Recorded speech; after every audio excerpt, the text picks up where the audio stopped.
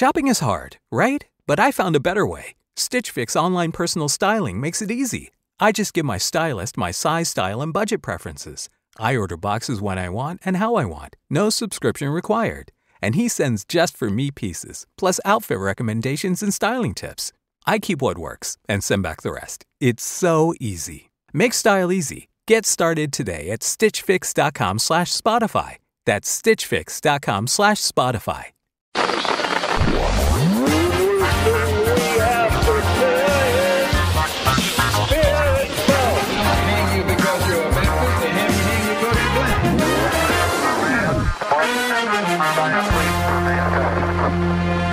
Você está ouvindo o História FM.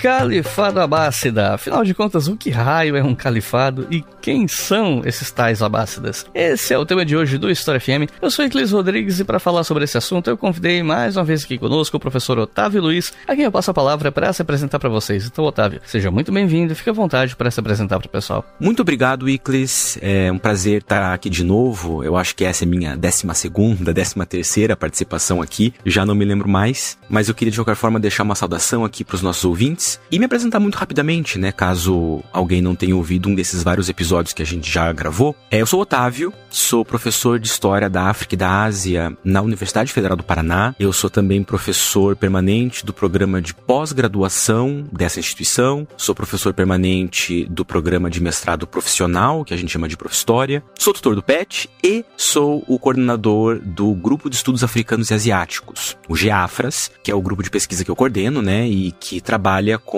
numa ampla temporalidade com temas que envolvem assuntos africanos, asiáticos, diaspóricos. Um grupo em que a gente trabalha bastante com o Islã também, então estou bastante animado para falar um pouquinho sobre o tema do Califado Abássida, né, que é o tema desse episódio.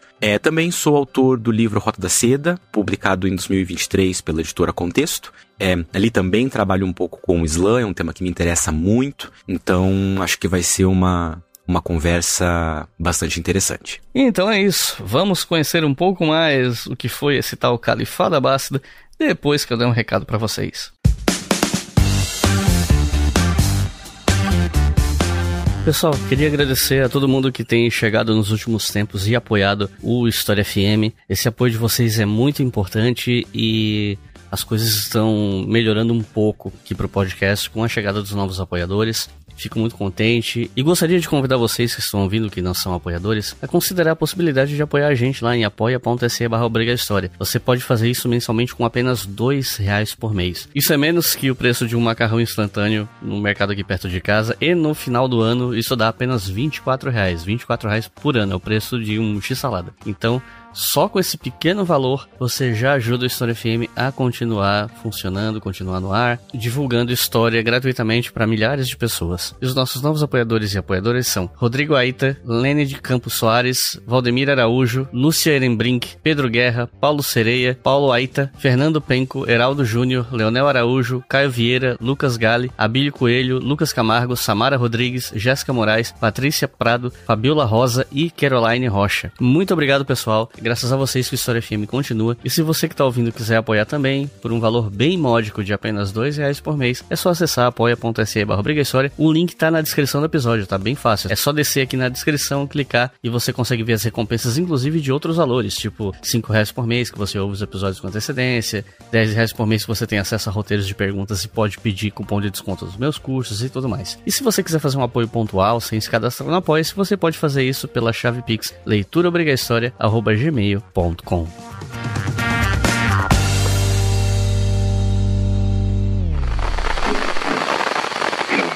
As origens da engenharia dessas grandes estruturas remontam à chamada Era de Ouro Islâmica, um dos períodos mais férteis em inovações científicas da história da humanidade.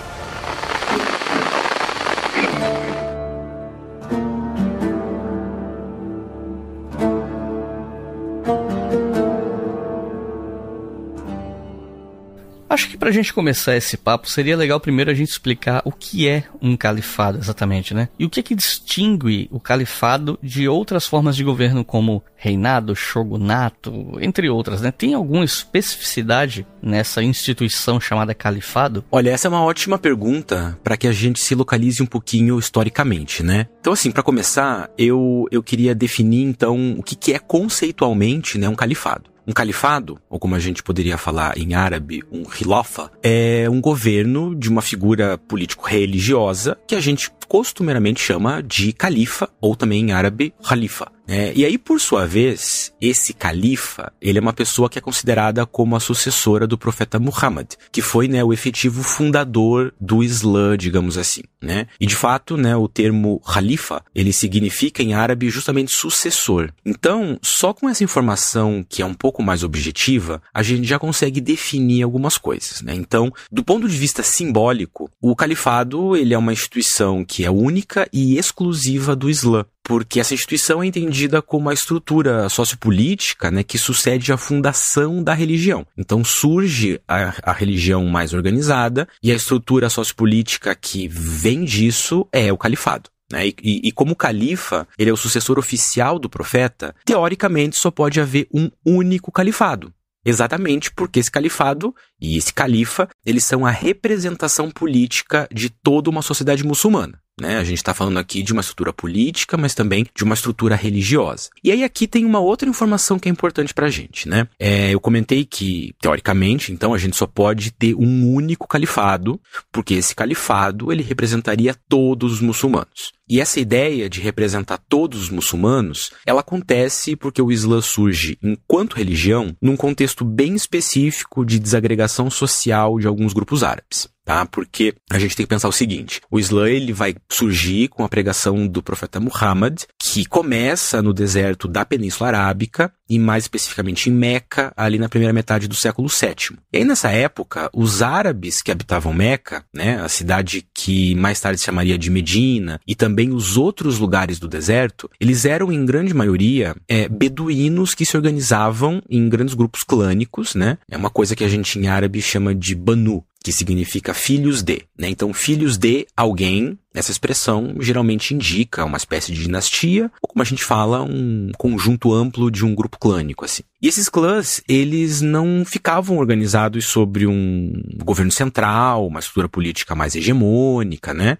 E aí é bem evidente que isso é algo que, durante o período de vida do profeta, ele queria mudar. Ou seja, a gente pode interpretar que o Islã, ele nasce pensado não somente como uma religião, mas até como uma espécie de forma de vida social que tinha um potencial enorme para unificar todos esses árabes do deserto, né? Essas pessoas beduínas, esses clãs, unificar eles sob um único governante, e que ao mesmo tempo governaria, mas também seria uma espécie de representante da religião. E aí os seguidores do profeta, que a gente chama de Sahaba, viam ele como um enviado de Deus, mas também como um unificador dos árabes.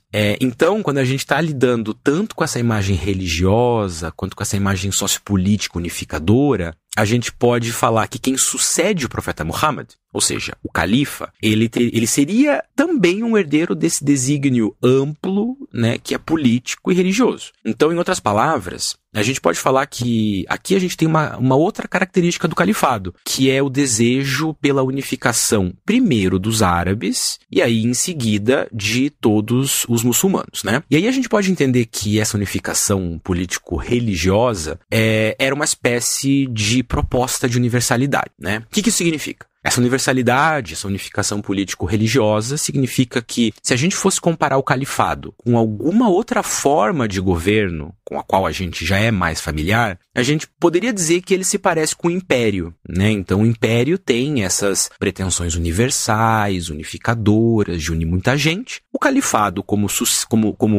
estrutura sucessória do profeta Muhammad, ele se aplica a uma unificação de todos os árabes, depois de todos os muçulmanos, né? E essa comparação entre califado e império, ela também não é à toa, porque no tempo de vida do profeta Muhammad, que nasceu em 570 e morreu em 632, e aqui obviamente nós estamos falando de depois de Cristo, né? As duas principais forças que influenciavam a Península Arábica eram os romanos que nesse período a gente já chama de bizantinos, inclusive temos um episódio, né, sobre o Império Bizantino, e do outro lado os persas, que nesse momento a gente chama de sassânidas. Sassânidas porque a dinastia que governava o Império Persa era chamada de dinastia sassânida, os descendentes de um cara chamado Sassan, né? Então, o profeta Muhammad está entre o Império Bizantino e o Império Sassânida, ou seja, entre os romanos e os persas. Então, o Muhammad, ele viveu enquanto dois impérios, que a gente pode entender que eram ditos universais, né? Eles eram os grandes exemplos políticos de toda a Afro-Eurásia. E, nesse período, esses dois impérios estavam em guerra, né? É um tipo de guerra, inclusive, que muitos historiadores tendem a chamar de uma guerra santa, porque os bizantinos já estavam usando imagens do cristianismo contra os persas, e os persas sassânidas já estavam usando imagens da religião deles, que a gente chama de zoroastrismo, contra os romanos. E aí isso até inclusive faz com que haja um campo da historiografia que entende que a própria ideia de guerra santa no Islã, que é o que a gente chama de jihad, tem até uma relação histórica com esse conflito entre romanos e persas, né?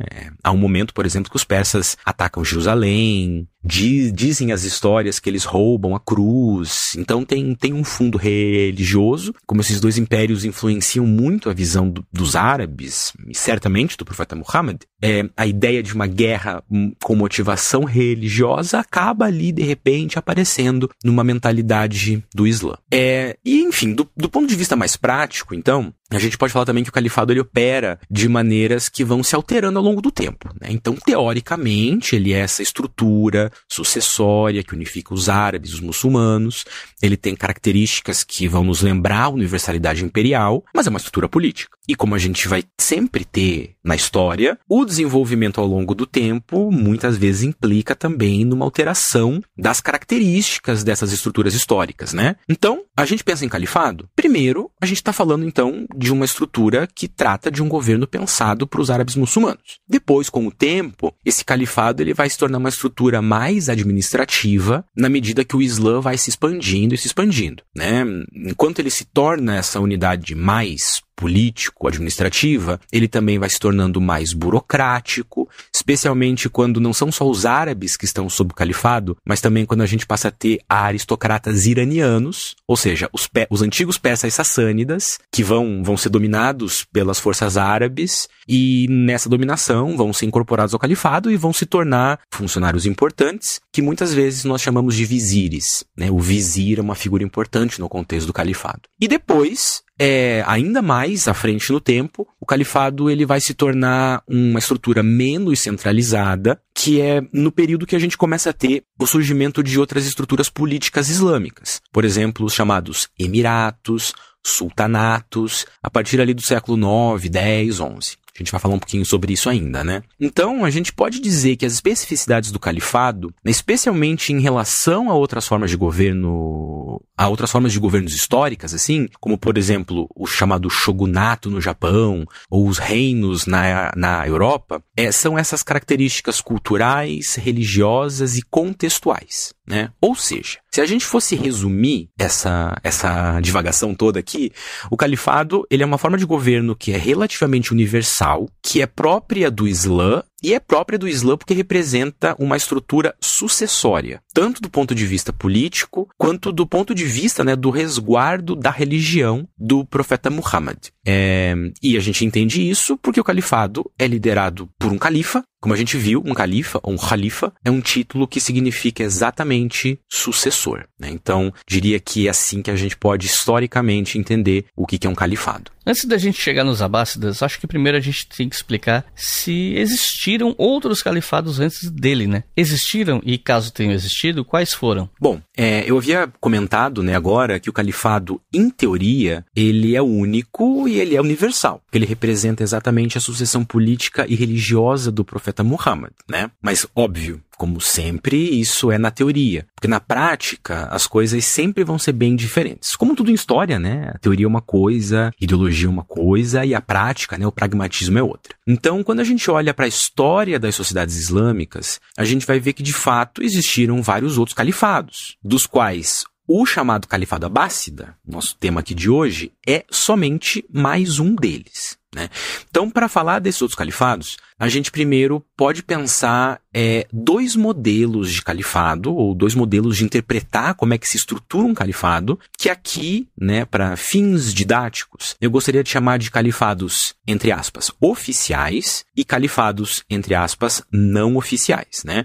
Óbvio que esses termos, eles não são especialmente acadêmicos, né, mas como eu falei, para fins didáticos, eu acho que eles servem para a gente pensar aqui algumas lógicas históricas de maneiras mais simples, tá? Então, esses califados ditos oficiais, né, que eu tô chamando aqui de oficiais, eles são aqueles que vão se desenvolver justamente a partir da lógica sucessória mais direta que se estrutura, que surge depois da morte do profeta Muhammad.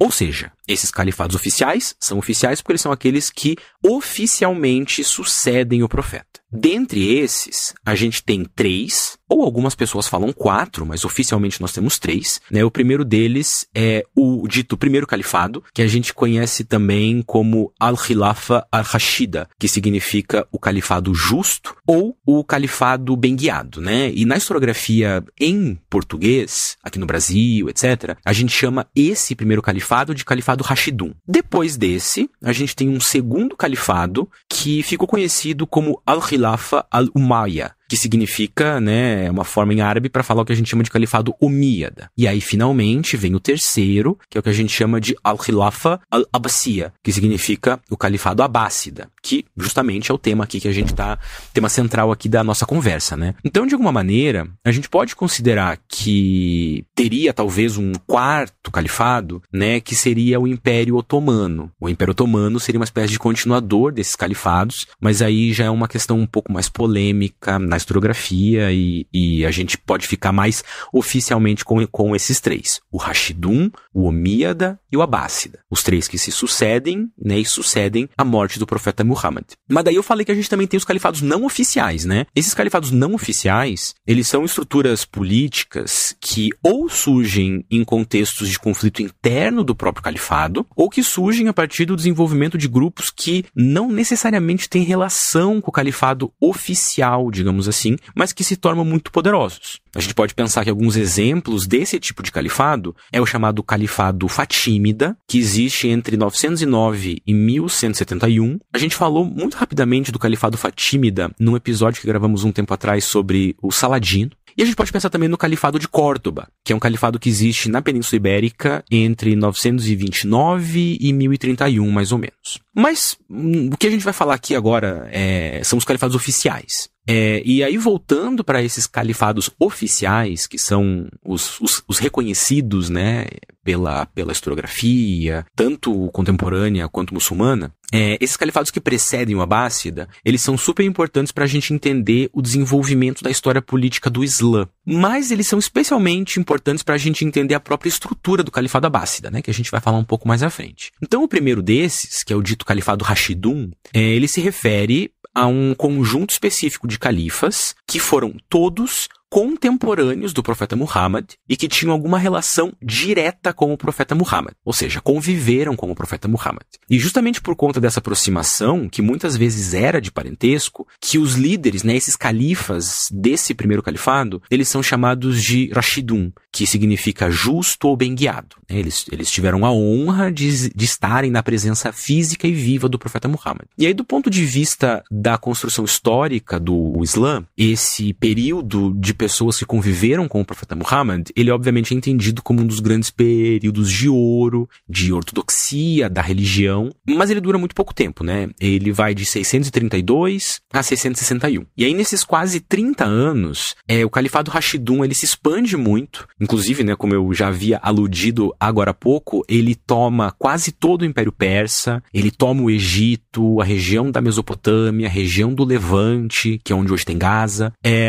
Só que, apesar, né, de toda essa glória que é atribuída pelo pensamento muçulmano aos 4 califas bem guiados, que são esses contemporâneos do profeta Muhammad, é nesse período também desse califado que vai acontecer a primeira fitna, que significa guerra civil. Então é um ponto marcante da história do Islã. Porque essa guerra, ela foi, na verdade, um conjunto de embates por questões de sucessão que não eram necessariamente novas, mas que vão explodir depois da morte do terceiro califa, que é o Uthman, que foi assassinado em 656. Quando esse califa morre, quem sucede ele é o Ali ibn Abi Talib, ou Ali, né?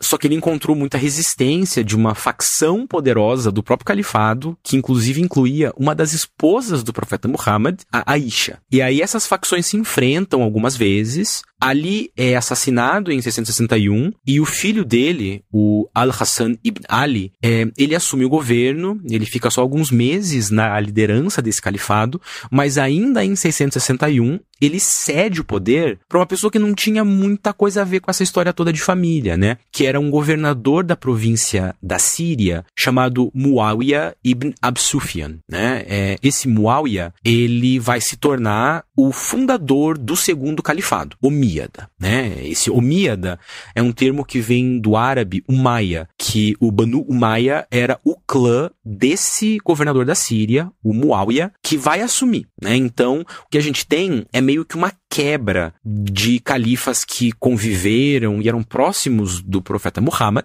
que era o que, como a gente viu, se chamam de Sahaba. Então a gente não tem mais os Sahaba, mas a gente tem uma pessoa de fora, assim, que estava ali no contexto, mas que vem de fora. E aí é por isso que a gente entende que ali é uma quebra, né? A lógica política se altera bastante. Só que tanto o Ali, que era genro do profeta, quanto o Hassan, que era filho do Ali e neto do profeta, eles tinham muitos seguidores fiéis que não aceitaram nem a morte do Ali e nem a derrota do Hassan. E aí eles vão iniciar um movimento que a gente conhece por Shiat Ali, que são os seguidores de Ali ou os xiitas. Daí que vem o termo xiita. E aqueles que que decidiram não seguir o Ali, a gente conhece por conta da palavra sunna, que significa caminho, mas caminho num sentido assim de ortodoxia, né? A tradução mais comum é ortodoxia. E hoje eles são chamados de sunitas, né? Então a gente pode falar que essa primeira fitna, ou seja, essa primeira guerra civil do Islã, que vai ocorrer exatamente num período de suposta glória religiosa dos 4 califas bem guiados, ela dá origem tanto ao segundo califado, que é o Omíada, quanto à divisão entre sunitas e xiitas,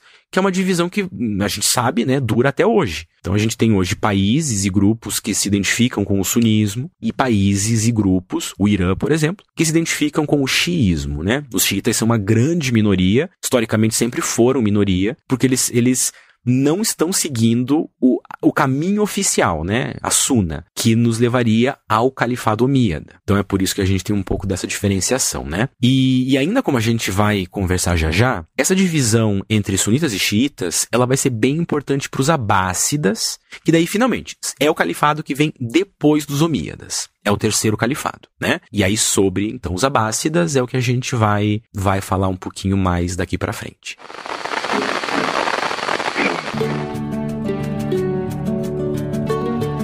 Deixa eu te perguntar uma coisa. Você já tinha ouvido falar no Califado Abássida antes de ouvir esse episódio? Acho que muitos de vocês ainda não tinham ouvido falar dele. Mas se você é ouvinte do História FM, você já me ouviu falar da Insider, né? A Insider é uma marca que acredita na divulgação científica e patrocina alguns projetos desse tipo, incluindo o História FM. E eu compro porque as roupas são confortáveis pra caramba, tanto no toque quanto na temperatura, são bonitas, são leves, são duráveis, e se você seguir as instruções de lavagem, elas vão durar bastante. E o melhor de tudo, com o meu cupom, tudo fica ainda mais barato, com 15% de desconto. Tem 2 jeitos de usufruir esse cupom. Ou você entra no site da Insider pelo link que está na descrição do episódio, que aí o cupom já vai ser aplicado automático, né? Ou se você entrar no site por qualquer outro link que seja, na hora de fechar a compra, você bota o cupom História FM tudo junto, e aí 15% de desconto será aplicado. E é importante que vocês façam as compras usando o meu cupom, não apenas pelo desconto, que obviamente é muito interessante, mas para mandar um recado para a Insider de que o História FM é um lugar onde vale a pena continuar anunciando, onde vale a pena continuar com uma parceria, certo? Então corre lá, porque depois de comprar Insider, você não quer voltar atrás.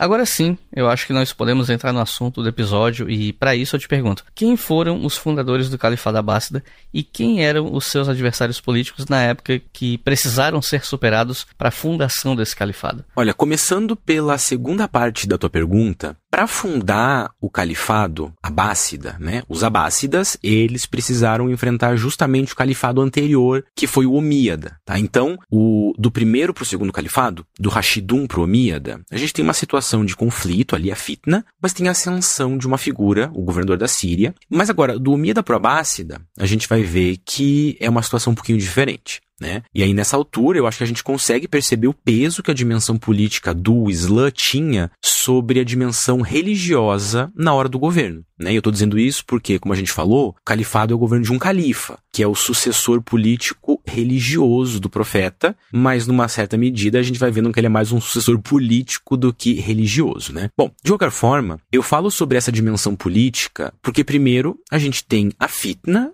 entre os sucessores do profeta, né, e a ascensão do califado omíada. E depois a gente vai ter outras duas fitnan, o plural de fitna, né, de guerra civil, no período omíada, e aí a gente vai ter a ascensão do califado abássida, que não é bem uma continuação natural, digamos assim, mas que, como eu já aludi, ela vai surgir por meio de conflitos armados, de jogos de alianças, enfim, de uma maneira bem política, né, ou seja, não é um movimento religioso necessariamente que coloca os califas abássidas lá, mas é um jogo político, como a gente poderia imaginar, né? Então essa é a segunda parte, digamos assim. Agora, voltando para a primeira parte da tua pergunta, o Califado Abássida, ele foi fundado por um cara chamado Abu al-Abbas al-Safá em 750. Tá? Então esse cara, o Abu al-Abbas, ele era descendente de um tio do profeta, uma outra figura que a gente chama de Al-Abbas ibn Abd al-Muttalib. E por isso, né, por ser descendente de um tio do profeta Muhammad, ele entendia que ele era mais legítimo para governar, porque ele tinha um parentesco um pouco mais próximo, já que esse Al-Abbas, ele vinha do mesmo clã do profeta. A gente viu, né, que os omíadas vinham de um outro clã, o omíada. Já os abássidas não. E aí, em homenagem a esse Al-Abbas, que era o tio do profeta Muhammad, é que o califado passa a ser chamado de Abbasi. De qualquer forma, né, o Abu al-Abbas, ele foi muito auxiliado nesse movimento de fundação do califado abássida por um general de provável origem iraniana, um cara chamado Abu Muslim. E daí pra gente entender também por que esses dois se rebelaram contra os omíadas e fundaram o califado abássida, a gente tem que entender um pouquinho de quem eram os omíadas, né? Eu só falei que eles surgem na pergunta anterior, mas a gente tem que entender um pouquinho quem que eles eram, né? A gente já viu que esse califado, ele foi fundado pelo Muawiyah em 661, depois da primeira fitna, né? E aí, a partir desse momento, os omíadas, eles foram se expandindo bastante, e nessa expansão, eles foram tornando o califado numa estrutura política muito mais burocrática. Eles vão conquistar o norte da África, eles vão conquistar parte da Península Ibérica, mas também partes da Ásia Central. Só que ao mesmo tempo que eles iam tendo esse sucesso, eles, obviamente, né, nessa expansão, eles iam dominando muitos povos que não eram árabes. E aí as fontes do período, elas parecem que vão apontando que os omíadas, eles não eram muito interessados em integrar bem essas novas populações, né? Eles meio que eram supremacistas árabes, digamos assim. E aí eles iam dando cada vez mais privilégio para algumas aristocracias árabes e incorporando esses não árabes de uma maneira mais subalternizada, digamos assim, né? E aí a gente vai ter então os governantes que eram árabes muçulmanos, a língua do governo e da administração árabe, né, que era em árabe, só que os súditos, eles começavam a deixar de só incluir os árabes. E aí esses súditos não árabes, eles eram chamados de mawali, que significa uma palavra mais ou menos como cliente, assim, ou servo, cliente, uma coisa meio de uma relação paternalista, né? E esses mawali, eles vão formar uma espécie de classe social própria, que estava abaixo dos árabes muçulmanos e só estava acima das pessoas escravizadas e dos não muçulmanos. Né? E aqui, por não muçulmanos, a gente está falando de cristãos, de judeus e de zoroastristas, né? Que eram conhecidos como Al-Adima, que significa o povo da aliança. Né? Eles tinham um certo status, mas estavam abaixo dos muçulmanos não árabes e abaixo dos muçulmanos árabes que estavam no topo desse extrato social, né? E essa estratificação social, ela foi ficando insustentável, porque mais ainda do que os Rashidun, o primeiro califado, os omíadas, eles já estavam com um território amplo, digno de um império mesmo, assim, né? Era muita gente numa situação social subalternizada. E nessa nova estrutura territorial, a gente tem, eu queria chamar a atenção aqui em especial para o Irã, que era o antigo Império Persa. E sendo o antigo Império Persa, com muitos séculos de história, ele era um estado que se via com muita tradição e com muito poder histórico, né? E aí os persas, mesmo os persas convertidos, eles não tinham os mesmos direitos políticos que os árabes. E aí é por isso que muitos deles começam a apoiar quem quer que se opusesse aos omíadas, porque eram aristocracias muito antigas. De repente se convertem, então, num outro governo, só que não tem espaço, né? Então, por serem aristocratas antigos, eles vão se aliar com quem mostrar algum tipo de resistência ou de questionamento ao poder omíada, né? E aí a família abássida, ela começa a fazer justamente essa oposição aos omíadas a partir dos territórios mais orientais do mundo iraniano, né?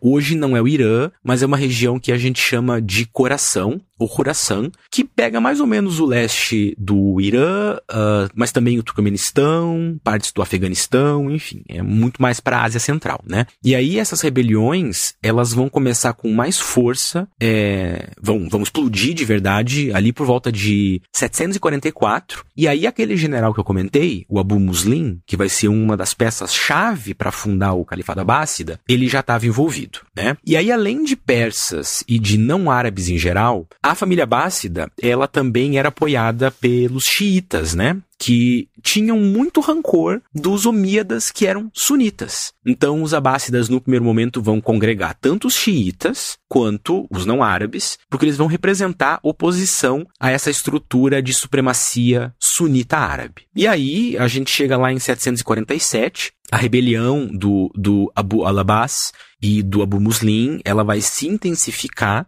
até que ela vai culminar com a derrota dos omíadas em 750. Aí, nesse momento, o Abu al-Abbas, ele é elevado como califa, e aí a gente tem, sim, oficialmente o início do Califado Abássida. E aí, esse contexto todo, a historiografia costuma tratar como Revolução Abássida, ou Revolta Abássida, né? E exatamente porque ela acaba se configurando como uma espécie de rebelião apoiada por uma parte nova do mundo muçulmano, que não ia ver mais nos omíadas um governo compatível com o Islã cada vez mais expandido do século VIII. Então, do século VII para o século VIII, em praticamente aqui 100 anos, a gente tem a formação de 2 califados, de uma estrutura política, para todos os efeitos, imperial, que se expande tanto que agora o Islã não é mais uma religião de agregação dos árabes. É uma religião de muitos outros grupos não árabes, e os abássidas vão representar muito bem essa realidade mais diversa e mais plural do Islã histórico a partir do século VIII.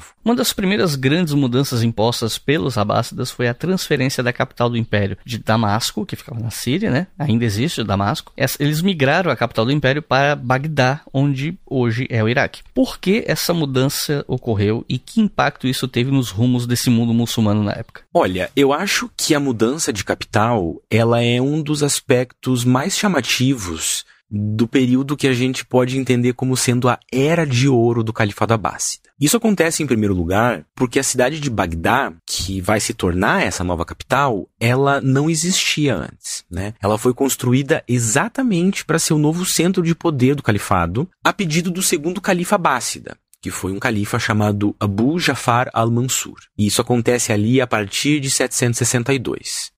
E aí, né, a gente já está vendo aqui uma demonstração de uma grande alteração com relação ao período omíada. Os não árabes, eles assumiram a dianteira na empreitada de construção dessa cidade. Porque quem supervisionou o projeto de Bagdá foi uma família iraniana, que a gente chama na historiografia como a família dos Barmécidas, né? E quem projetou a cidade também foram 2 astrólogos iranianos, um que era zoroastrista e um que era judeu. Na verdade, esses 2 caras estavam no meio de uma equipe gigantesca, foi muita gente que trabalhou no planejamento e na construção de Bagdá, mas esses 2 são 2 nomes que se destacam. Aí a gente poderia perguntar, né, por que houve essa mudança? Por que os abássidas decidem fazer uma nova capital? Bom, eu acho que a gente pode elencar uma série de motivos para essa construção. Alguns desses motivos são mais objetivos e alguns desses motivos são mais simbólicos, digamos assim. E o primeiro desses motivos, e talvez o mais óbvio, é porque os abássidas, eles queriam desassociar ao máximo o seu poder daquele dos omíadas. Eles queriam se diferenciar, marcar um novo momento, e os omíadas, eles governavam de Damasco, uma cidade que era antiquíssima, mas que também representava muito a família dos omíadas, porque, como a gente tinha visto antes, o Muáwia, ele foi governador da Síria antes de se tornar o primeiro califa omíada. Então, alterar o centro de poder seria, nesse caso, também se distanciar da tradição que já vinha de antes. Então, uma alteração é bem compreensível, mas por que essa alteração envolve a criação de uma cidade nova e não uma que já existia, né? Por que a fundação do nada, assim, do zero, do chão de Bagdá? E aí, aqui a gente vai entrar nos motivos que eram um pouco mais simbólicos, tá? E o primeiro deles é a própria localização dessa cidade. Bagdá é construída literalmente sobre o rio Tigre e no ponto que ele está mais próximo do Eufrates. Então é ali no coração dessa região que a gente conhece por crescente fértil, o que obviamente ia facilitar bastante o sustento da cidade, né? Porque ela está ali numa zona super fértil, entre os dois rios. E aí, ainda com relação a essa localização, Bagdá, ela fica a muitos poucos quilômetros de distância de Ctesifonte, que era a antiga capital do Império Sassânida, e ela também fica a uma distância muito pequena da Babilônia, que eu acho que é uma cidade que dispensa aqui maiores apresentações, né? É uma cidade histórica importantíssima. Então é como se, além de califa do Islã, o Al-Mansur, que manda construir essa cidade, ele também estivesse se colocando como uma espécie de continuador dos antigos chás da Pérsia e dos antigos imperadores babilônicos. E aí, ao mesmo tempo, essa nova cidade, que é construída do zero e empregando, né, como eu comentei, uma quantidade imensa de trabalhadores, imaginem que tem algumas fontes que falam de 100 mil pessoas, né? Ela seria, por conta disso tudo, maior e mais próspera, até mesmo do que as antigas Ctesifonte e que a antiga Babilônia, né? Seria maior do que a própria Babilônia. E além disso tudo ainda, os astrólogos que eu mencionei um pouco antes, né, que projetaram a cidade, os iranianos, o judeu e o zoroastrista, eles escolheram ali a localização, a época, tudo, para que ela fosse a cidade mais auspiciosa possível, né? Ou seja, Bagdá foi construída com base em leituras astrológicas e bons augúrios, né? Um exemplo disso é que ela foi construída sob o signo de Leão, que representaria esse poder todo, né? Então a gente consegue ver que tá tudo bem evidente, assim, que o Al-Mansur, ele queria mesmo criar uma capital que fosse a coroa do califado e que fosse a coroa do mundo islâmico e da própria história do mundo islâmico, né? Então acho que esse é um detalhe simbólico bem relevante. Inclusive, ela foi construída em basicamente 4 anos, assim. E até a maneira com que ela é pensada era um pouco diferente do padrão das outras cidades. Porque o centro de Bagdá era uma estrutura redonda e murada. Então era bem diferente, né? E claro que nesse primeiro momento, o nome dela não era Bagdá, mas era Madinat as-Salam, que significa Cidade da Paz, né? Esse nome Bagdá é complicado, porque ele é um nome certamente pré-islâmico que a gente não sabe dizer ao certo o que significa. Mas a gente sabe que o nome Bagdá passa a ser mais usado para essa cidade do que Madinat as-Salam, ali pelo século X ou século XI. E agora, para a gente pensar o impacto e as mudanças que essa cidade trouxe para o mundo muçulmano, a gente primeiro tem que entender que é um impacto, uma mudança imensa, assim, né? Bom, primeiro, muito rapidamente, ela vai se tornar uma metrópole que a gente pode chamar de global aqui, tá? Provavelmente, ela era talvez a maior cidade do mundo por algum tempo, na sua era de ouro, digamos assim. É uma cidade que recebia gente de todos os lugares e não recebia só muçulmanos também, né? E esse influxo de pessoas, ele vai contribuir para uma espécie de, vamos dizer assim, renascimento, ou talvez de nascimento cultural, intelectual, filosófico e religioso do Islã, né? Na verdade, inclusive, a historiografia costuma dizer que entre os séculos 8 e 13, mais ou menos, a gente vai falar um pouquinho mais sobre isso, a gente teria tido uma era de ouro do Islã. E essa era de ouro do Islã, ela se deve exatamente a esse papel que Bagdá teve no desenvolvimento intelectual, né? Um exemplo do que seria esse desenvolvimento intelectual da Era de Ouro é uma coisa que nós chamamos de Bait al-Hikma, que significa Casa da Sabedoria. A historiografia por muito tempo acreditou que essa Bait al-Hikma, ou a Casa da Sabedoria, ela era um conjunto, uma coleção, uma espécie de biblioteca, assim, né, de textos dos califas abássidas, que vai se tornando meio que uma academia de ciência, de filosofia, de literatura, de história, de religião, especialmente durante o governo do Al-Mamun, que foi o 7º califa abássida, que governa ali entre 813 e 833. Então aqui a gente está falando do século IX, né? E aí tem muita gente, tem muitos historiadores e historiadoras que duvidam que tenha existido uma Casa da Sabedoria nesses moldes que lembram um pouco uma universidade, né?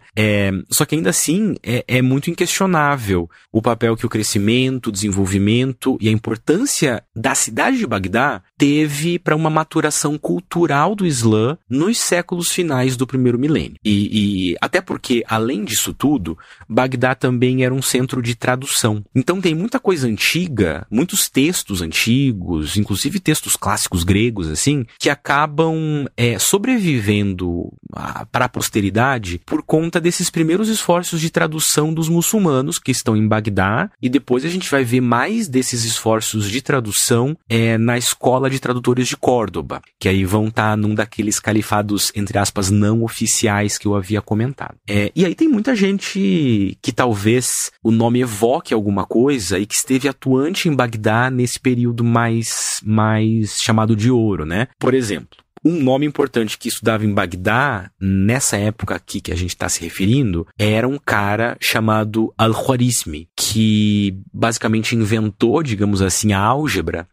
E o próprio nome dele, Al-Khwarizmi, dá origem ao termo latino algarismo, né? Então, algarismo vem do nome desse cara que faz uma revolução matemática, digamos assim, né? Então, em resumo, eu acho que a gente pode dizer que Bagdá simboliza, para a história do Islã em especial, ela está intrinsecamente ligada à história do Islã, né? Ela representa maturação cultural, política e intelectual, e que surge justamente no período abássida. Praticamente, né, como eu havia comentado um pouco antes, 100 anos depois da morte do profeta Muhammad. Então, um desenvolvimento muito rápido entre a morte do profeta e Bagdá, simbolizando esse mundo califal, são muito poucos anos. E ao mesmo tempo, quando Bagdá começa a perder sua importância política num contexto mais global, digamos assim, mais afro-eurasiático, a gente vai ver que o mesmo vai ocorrer com os abássidas. Os abássidas também vão começar a perder o seu poder de atuação num cenário mais amplo. Mas a gente vai falar sobre isso um pouquinho mais à frente também.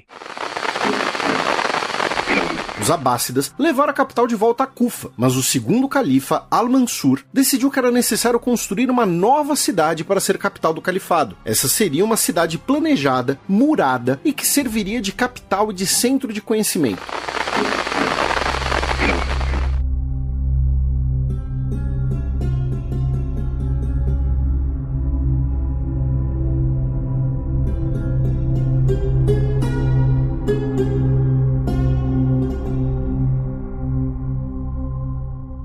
E o que nós sabemos sobre Bagdá desse período, em seus anos iniciais?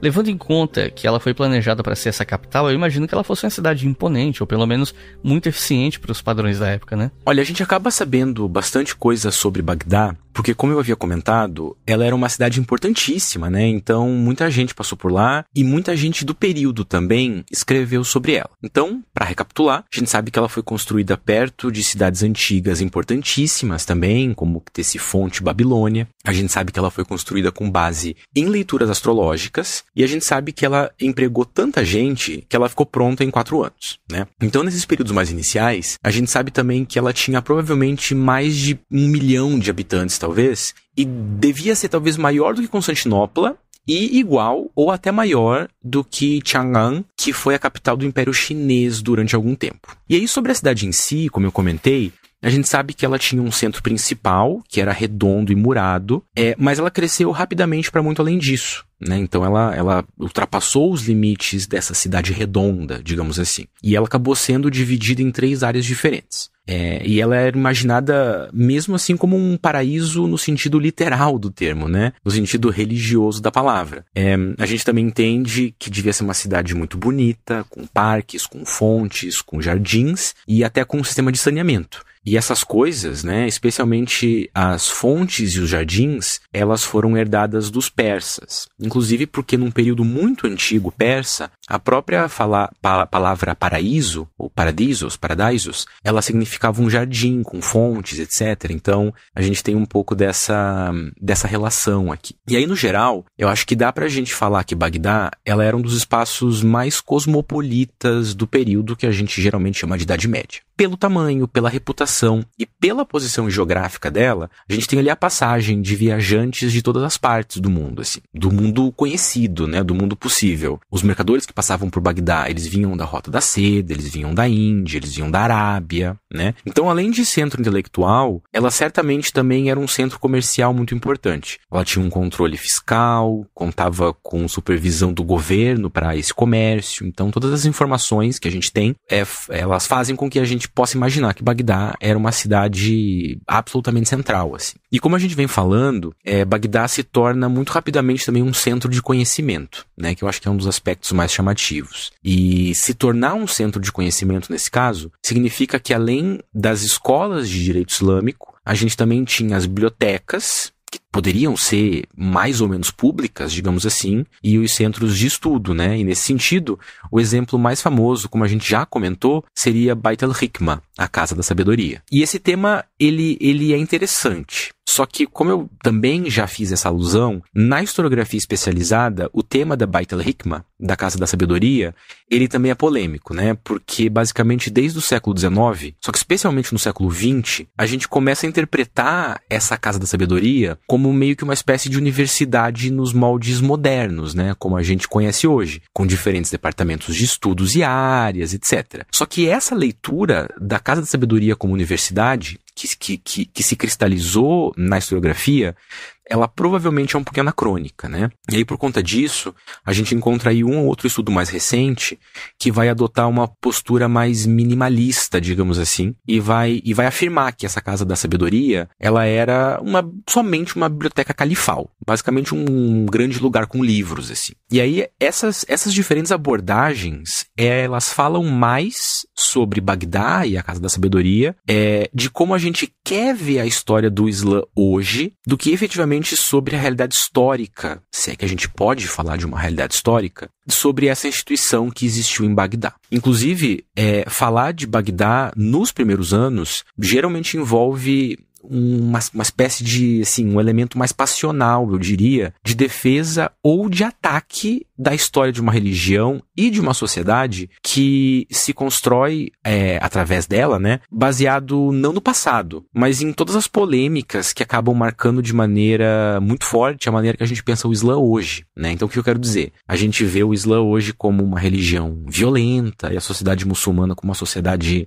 fundamentalista, radical, retrógrada até. E aí muita gente vai para a história do Islã para falar o seguinte: não é assim, né? Nem sempre foi assim. Se a gente está pensando isso hoje, no passado era diferente. No passado a gente tinha ali o centro do mundo, o centro de um mundo civilizado, né? Algo nesse sentido. Então a gente tem que tomar cuidado, obviamente, com o nível de paixão, digamos assim, de engajamento passional que a gente coloca nessas análises. Porque isso muito facilmente distorce um pouco possibilidades interessantes de interpretação que a gente teria, né? Então, nem tanto cá, nem tanto lá. Eu acho que dá pra gente pensar que não era... A gente pode, né, tentar dizer que a Casa da Sabedoria era uma biblioteca, mas também não era só isso, né? Ela também funcionava como um local de investimento califal em tradução, em estudo, em ciência. Então, tem aí sempre um meio termo que eu acho que, em termos argumentativos, é interessante. Ela pode, né, a Casa da Sabedoria pode não ter sido uma universidade no seu sentido mais clássico, mas certamente ela também não era, né, só essa biblioteca. E a gente tem algumas evidências para isso, inclusive.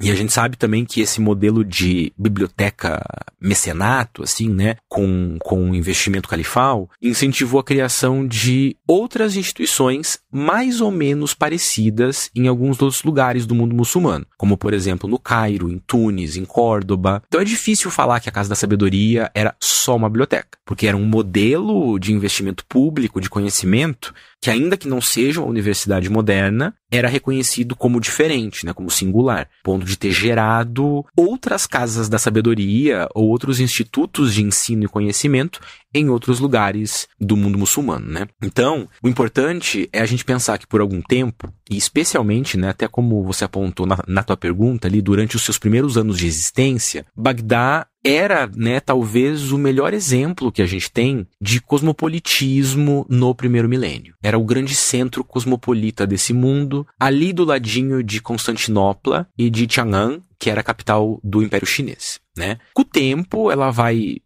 acabar perdendo um pouco e depois muito da sua importância, mas ela nunca vai deixar de ser uma cidade imponente e uma espécie de símbolo, né, de poder do califado abássida. Se costumou dizer que o califado abássida foi uma era de ouro do Islã. Mas por quê? O que essa era, o que esse califado trouxe de novidades que levaram os historiadores a ler esse período desse jeito? De maneira bem direta, o motivo que a gente tem para chamar, geralmente ali os primeiros anos do califado abássida de Era de Ouro, é exatamente por conta desse florescimento cultural, intelectual, filosófico e científico que, como a gente acabou de comentar, vai ocorrer em Bagdá. Só que, como sempre em história, a gente tem uma versão mais complexa para entender por que esses termos surgem, né? Bom, primeiro, a gente pode pensar o seguinte: quem divide as cronologias da história do Islã e também define o que era de ouro, o que era de declínio, o que é bom, o que é ruim, num primeiro momento são os historiadores europeus, né? Então, essa maneira mais estruturada para a gente pensar a história muçulmana, ela é uma obra do Ocidente. É uma obra que vai começar no século XIX, que exatamente quando os europeus começam a viajar pelo Oriente Médio e vão considerar, num modo bem orientalista, e aqui por orientalismo, a gente pode evocar um episódio que nós gravamos, inclusive o meu primeiro episódio nesse podcast, né, sobre orientalismo. A gente pode considerar que os viajantes europeus, eles passavam ali pelo Oriente Médio do século XIX e desse modo orientalista eles entendiam que o Islã atual ele era decadente. Só que no passado ele seria brilhante. E aí por isso nós teríamos uma era de ouro do Islã, que seria o passado muçulmano no geral, assim. Então, a história para trás era de ouro. A história atual do Islã no século XIX seria de decadência. E aí vai ser só no século XX que a gente começa a ver os historiadores ocidentais tentarem definir melhor o que é que seria essa era de ouro. E aí se começa a falar que essa era de ouro vai do início do período abássida até a destruição de Bagdá pelos mongóis em 1258. Ou então que ela vai até o início das cruzadas. Ou então ainda até mesmo que ela vai até o século XIV ou até o século XVI e assim por diante. Então cada historiador ali vai escolhendo qual que é o ponto final, mas entende que o ponto inicial é justamente o surgimento do califado abássida. Só que daí na metade do século XX mais ou menos, a historiografia ela meio que vai entrar em consenso que a Era de Ouro vai do século VIII ao século XI. Ou seja, ela vai da construção de Bagdá até o início das cruzadas, que também coincide com um momento de fragmentação do poder muçulmano. Isso a gente vai falar um pouquinho mais à frente. Só que, além disso, né, a própria maneira com que os historiadores ocidentais entendem o florescimento cultural abássida, ela é um pouco mais complexa, tá? Primeiro, porque essa abordagem de considerar os abássidas melhores, digamos assim, do que os umíadas, é uma perspectiva que vem muito das fontes que a gente tem, e muitas dessas fontes geralmente são anti-omíadas. Então a gente meio que compra o argumento da documentação escrita no passado e acaba ficando sempre do lado abássida. E, além disso, né, digamos assim, em segundo lugar, muitos historiadores, eles notam que o que causa o florescimento abássida é o fato de que na Casa da Sabedoria, os textos gregos antigos eram traduzidos para o árabe. E isso teria feito com que o conhecimento grego clássico fosse conservado. E quando a gente fala em passado grego, geralmente a gente também está entendendo, por um viés mais ideológico, que a Grécia faz parte especificamente da história do Ocidente. E aí, por isso, o que tornaria os abássidas culturalmente avançados é o fato de que eles tiveram contato com a literatura grega antiga, entendida então como uma espécie de literatura pré-ocidental ou proto-ocidental. E aí, né, os filósofos muçulmanos, eles de fato tinham contato com os textos gregos. Só que fica muito fácil para a historiografia apagar tudo que os muçulmanos teriam de contribuição própria e focar somente no fato de que traduções foram feitas, né? E aí, em cima disso tudo, a historiografia ocidental, ela gosta também de contar a história abássida por meio dos vícios ou das virtudes dos califas, né? E aí, por conta dessa escolha, vão ter 3 califas que vão ser vistos de forma bem positiva. Primeiro, o que a gente já comentou, o Al-Mansur, que governa entre 754 e 735 e funda Bagdá. Aí depois a gente também tem um califa chamado Harun ar-Rashid, que era neto do Al-Mansur e que governou entre 786 e 809. E teria sido talvez o fundador, né, o iniciador de algo que viria a ser a Casa da Sabedoria. E em terceiro, a gente tem Al-Mamun, que era filho de Harun ar-Rashid e continuador dessa Casa da Sabedoria, né? Só que daí, pouco depois do Al-Mamun, os califas eles começam a ter problemas políticos e o califado, que era centralizado, ele se enfraquece. E aí a historiografia geralmente encara esses momentos de instabilidade política exatamente como momentos de declínio. Então, como entre Al-Mansur e Al-Mamun a gente tem um governo centralizado, uma Bagdá em crescimento e o financiamento das artes e da ciência, é esse período que vai se tornar o grande foco da era de ouro abássida para uma historiografia, né? Então, a gente tem aqui vários motivos, muitos deles ocidentalizantes, ou melhor, orientalizantes, que nos permitem entender por que a historiografia decidiu definir ali um período específico para ser a Era de Ouro, né? E aí, para terminar, eu acho que é interessante pensar também em como que essa historiografia, né, ou seja, como que esses historiadores ocidentais que escrevem sobre o Islã, eles usam as sociedades islâmicas meio que como uma espécie de espelho invertido das sociedades cristãs. É um movimento um pouco parecido com o dos viajantes do século XIX. Por quê? Porque no século XIX, quando a Europa está entrando no seu auge, um auge alimentado pelo imperialismo, por séculos de colonialismo, por tráfico transatlântico, pelos desenvolvimentos específicos do capitalismo, etc., os historiadores vão olhar para o Oriente Médio e para a Ásia, ou seja, para os outros, e vão enxergar nesses outros sociedades que estavam em declínio, entende? Como se elas já tivessem perdido a glória do passado. E aí eu digo que isso é um espelho invertido, porque esses mesmos europeus, especialmente ali no século XVIII, XIX, eles vão entender que o seu passado medieval, em alguns sentidos, talvez não fosse ideal. Mas esse passado não ideal foi superado com o Renascimento, com o Iluminismo, com o liberalismo, com o imperialismo, né? E agora eles estão no momento superior, né? Então é curioso como a gente tem uma espécie de balança em que a Era de Ouro do Islã, ela é compatível justamente com a, entre aspas, Idade das Trevas na Europa. E é uma equação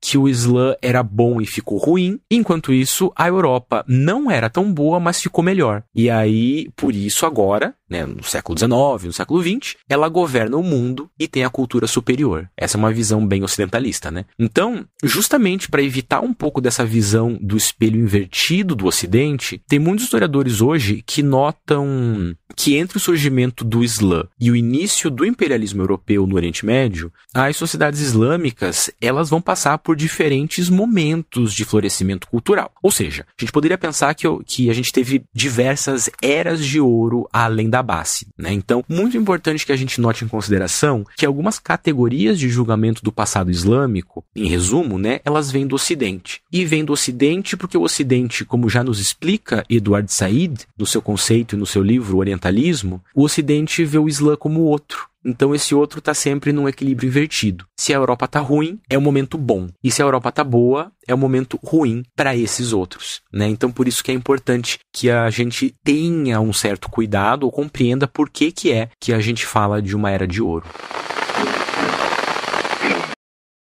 This episode is brought to you by LifeLock. Between two-factor authentication, strong passwords, and a VPN, you try to be in control of how your info is protected. But many other places also have it, and they might not be as careful. That's why LifeLock monitors hundreds of millions of data points a second for threats. If your identity is stolen, they'll fix it, guaranteed, or your money back. Save up to 40% your first year. Visit LifeLock.com/podcast for 40% off. Terms apply. Os eruditos islâmicos eram receptivos e absorviam conhecimento de todas as fontes possíveis. Eles não temiam recorrer a tradições acadêmicas de culturas e civilizações anteriores. especialmente a dos gregos e romanos de um lado e dos persas e indianos do outro. Eles desenvolveram muitas das ideias mais avançadas da época.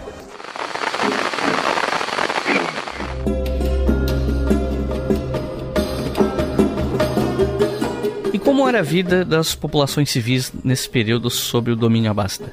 Às vezes nós falamos sobre essas mudanças de poder, disputas de poder, clãs, dinastias, califados, mas não necessariamente essas mudanças têm grande impacto na vida da maioria da população.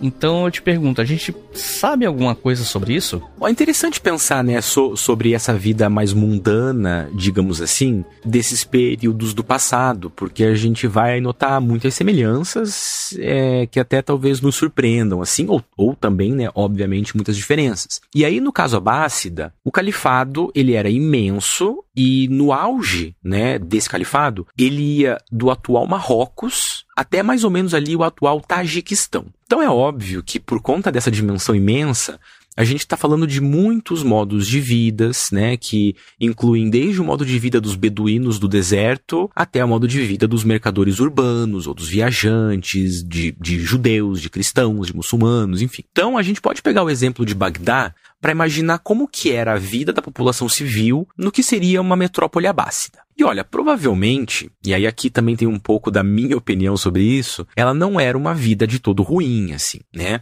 Bagdá era uma cidade em grande medida segura, era uma cidade relativamente bem administrada. Eu já comentei que tinha algum tipo de sistema de saneamento, é uma cidade no qual não faltava nem água nem comida, ela tinha jardins, tinha fontes, provavelmente tinha a arquitetura mais bonita do mundo islâmico no primeiro milênio. Então, muita coisa assim. E além disso, claro, a gente tinha as bibliotecas, os centros de educação, a Bait al-Hikmah, a Casa da Sabedoria, mas Bagdá também tinha hospitais públicos, né? São instituições que a gente costuma chamar de Dar ul-Shifa, que significa Casas da Cura, né? O Casa da Cura. Então, do ponto de vista da subsistência, certamente que Bagdá devia ser um bom lugar para se viver, né? E não só para os ricos, porque todas essas instituições, elas eram mantidas com financiamento califal e com os impostos dos muçulmanos e dos impostos ainda mais altos dos não muçulmanos, né? Porque os não muçulmanos pagam um imposto chamado jizya. A gente costuma ter a impressão de que no mundo muçulmano não pode haver pessoas não muçulmanas. Elas vão ser convertidas ao fio da espada, assim. E não é o caso. É muito lucrativo uma cidade ter cristãos e judeus, por exemplo, porque eles pagam um imposto religioso mais alto ainda. Então, por conta desse financiamento todo e dessa situação de taxação, a gente tem uma ideia de que, na medida do possível, o acesso às instituições de Bagdá era relativamente amplo, né? Não era especialmente restrito às classes mais ricas, digamos assim. E, além disso, a gente também tem algumas evidências de que Bagdá era uma cidade com uma vida cultural bem agitada, com música e com leitura de contos e poesias de forma pública. Inclusive, provavelmente é em Bagdá que a gente tem a contação de histórias que mais tarde vão ser compiladas de maneiras variadas e que vão dar base para muitas das passagens de uma obra que a gente conhece muito bem, que é chamada de Mil e Uma Noites, né? A história das contações da Scheherazade provavelmente surgem aqui no contexto de Bagdá. Então, se a gente fosse viver agora no século IX, provavelmente Bagdá seria um dos lugares mais confortáveis para se viver nesse período, né? Não só também pela cultura e pela ciência, mas pela própria engenharia urbana também. E, nesse sentido, eu queria dar um exemplo aqui, tá? Porque só pra gente ter uma ideia da engenhosidade dos cientistas e, vamos dizer, entre aspas aqui, dos urbanistas de Bagdá, eu queria contar uma passagem rápida do governo do califa Harun ar-Rashid. Como eu comentei agora há pouco, foi um governo que se estendeu ali de 786 a 809, ou seja, da virada do século VIII para o século IX. Tá? Então, a gente sabe, por conta de alguns autores ocidentais desse período, como, por exemplo, um cara chamado Eginhardo e um outro chamado Notker o Gago, né? Esse é o apelido dele, que o califa ele tinha algum contato diplomático com o imperador dos francos, o famoso Carlos Magno. Então, Carlos Magno e Harun ar-Rashid tiveram contato, viveram ao mesmo tempo. E nesses contatos, a gente sabe que havia troca de presentes e tem uma ocasião específica que o califa mandou um elefante para o Carlos Magno. E esse envio do elefante, ele é registrado em várias fontes, a ponto de que a gente sabe que o elefante se chamava Abul Abbas. Mas o mais interessante ainda é o presente que o Harun, além de um elefante, né? Mais interessante do que um elefante, é um presente que o Harun ar-Rashid mandou em 807 para os francos. Um ou 2 anos antes ali dele morrer. E aí eu queria ler aqui muito rapidamente a passagem de uma fonte chamada Annales Regni Francorum, né? Ou Anais do Reino dos Francos, que é um registro de ano a ano entre os séculos 8 e século 9. E eu queria ler porque ele fala um pouco desse presente interessante, tá? Então, abre aspas. Os presentes do rei persa consistiam, além de muitas vestes de seda preciosa, perfumes, ungentos e bálsamos, também num relógio de latão, uma maravilhosa engenhoca mecânica, na qual o curso das 12 horas se movia de acordo com um relógio de água, com tantas bolinhas de latão que caíam a cada hora e, com a sua queda, faziam soar um símbolo por baixo. Nesse relógio havia também 12 cavaleiros, que no final de cada hora saíam de 12 janelas, fechando com seus movimentos as janelas anteriormente abertas. Havia muitas outras coisas nesse relógio que são demasiado numerosas para descrever agora. Fecha aspas. Ou seja, tudo indica que o califa mandou um relógio d'água para o Carlos Magno, quase que um relógio cuco, assim, né, com movimentos mecânicos por força hidráulica, assim. E eu quis ler essa citação bem do jeitinho que ela tá escrita mesmo nessa fonte, né, no Annales Regni Francorum, porque ela dá pra gente uma ideia do assombro que a engenharia islâmica podia causar nos ocidentais, por exemplo, né. E Bagdá era uma cidade que tinha essa engenhosidade aplicada, inclusive num âmbito mais mais público e urbano, né? Então, dá para ter uma ideia de que, talvez de uma maneira meio inesperada até, a vida numa cidade como Bagdá não fosse tão ruim, né? Acho que a gente pode dizer que seria uma vida bem moderna, bem pública, num certo sentido, para uma cidade ali no século 8, 9, que geralmente vai um pouco contra a imagem que a gente tem desses períodos que nós chamamos de medievais. E é verdade que os abássidas tiveram um contato relativamente próximo com os chineses? Como é que foi isso exatamente? Olha, essa é uma passagem bem interessante do período abássida, né? Esse contato próximo com os chineses. Os abássidas e os chineses, eles de fato sim tiveram um contato próximo, mas em alguma medida eu não sei se dá para dizer na verdade que essa proximidade era necessariamente amigável, tá? E aí pra gente entender o que eu quero dizer com isso, a gente pode dividir o contato entre chineses e abássidas. E aqui por abássidas a gente está falando de turcos, de árabes e de persas, né? A gente pode dividir esse contato em 2 tipos. Um contato populacional e um contato que eu vou chamar aqui de estatal. O contato populacional, ele era mais comum, assim, porque por boa parte do período abássida, o Império Chinês, ele era um dos maiores produtores da manufatura do mundo, assim, tá? De maneira bem ampla mesmo. Especialmente no que diz respeito à cerâmica e porcelana. Então, por exemplo, né, tem um barco árabe que naufragou perto ali da Indonésia no ano de 830, que tinha ido da Arábia direto para a China, e ele naufraga na viagem de volta. E aí, na recuperação arqueológica desse navio,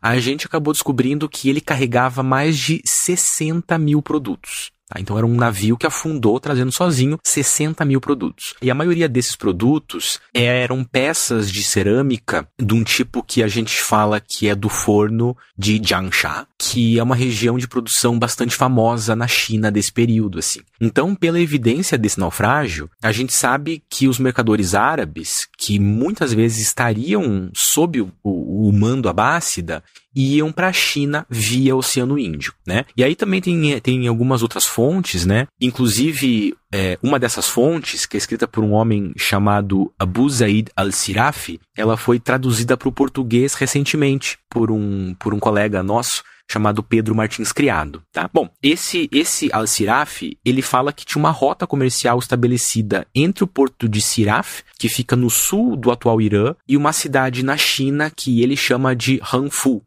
que talvez fosse Guangzhou, que a gente conhece por Cantão, ou também poderia ser talvez a cidade de Hangzhou, que fica ali mais perto de Xangai, né? Bom, de qualquer maneira, é bem evidente que o contato entre mercadores árabes e persas e chineses era um contato bem intenso, até ali pelo menos o século IX. E eu digo até o século IX porque no século IX em diante a China vai passar por alguns problemas lá com uma rebelião, é um outro contexto, e vai sofrer algumas alterações na sua própria história também, né? Agora, do ponto de vista estatal, ou seja, de um contato oficial entre o califa abássida e o imperador chinês, ou entre o califado abássida e o império chinês, tem um momento bem específico que os abássidas e os chineses tiveram um contato direto, mas esse contato foi militar. E ele não foi comercial, né? Logo que o califado abássida se forma, ele vai se expandindo em direção ao nordeste da Ásia. E calha que nesse mesmo século VIII, que é o surgimento do califado abássida, a gente tinha o Império Chinês, que era comandado pela dinastia Tang e que estava tentando manter controle sobre a Ásia Central. E que também, nesse momento, tinha algumas sociedades turcas, assim, que eram bem poderosas, digamos assim, né? E para completar esse cenário, no meio disso tudo, a gente também tinha um outro império, chamado Império Tibetano, que também estava em expansão e que também criava rivalidade com a China pelo controle dessa região ali da Ásia Central, né? Então, a gente tem turcos, abássidas, chineses, tibetanos, todo mundo meio que se movendo pela Ásia Central, ali pelo que a gente talvez pudesse chamar de Rota da Seda. Lembrando também aqui, né, fazendo o jabá, que a gente já gravou um episódio sobre Rota da Seda. E aí, quando a gente tem todos esses atores políticos ali, é compreensível entender por que eles estão nesse contexto, né? Exatamente porque todos eles estão tentando controlar uma parte ali muito fundamental dessa Rota da Seda, né? E até uns anos antes disso, até os omíadas estavam tentando dominar algumas cidades-chave dessa Ásia Central, como, por exemplo, a cidade de Samarcanda. Mas, enfim, quando o califado abássida se estabelece, uma das primeiras coisas que ele faz é assegurar os territórios omíadas que eram mais disputados.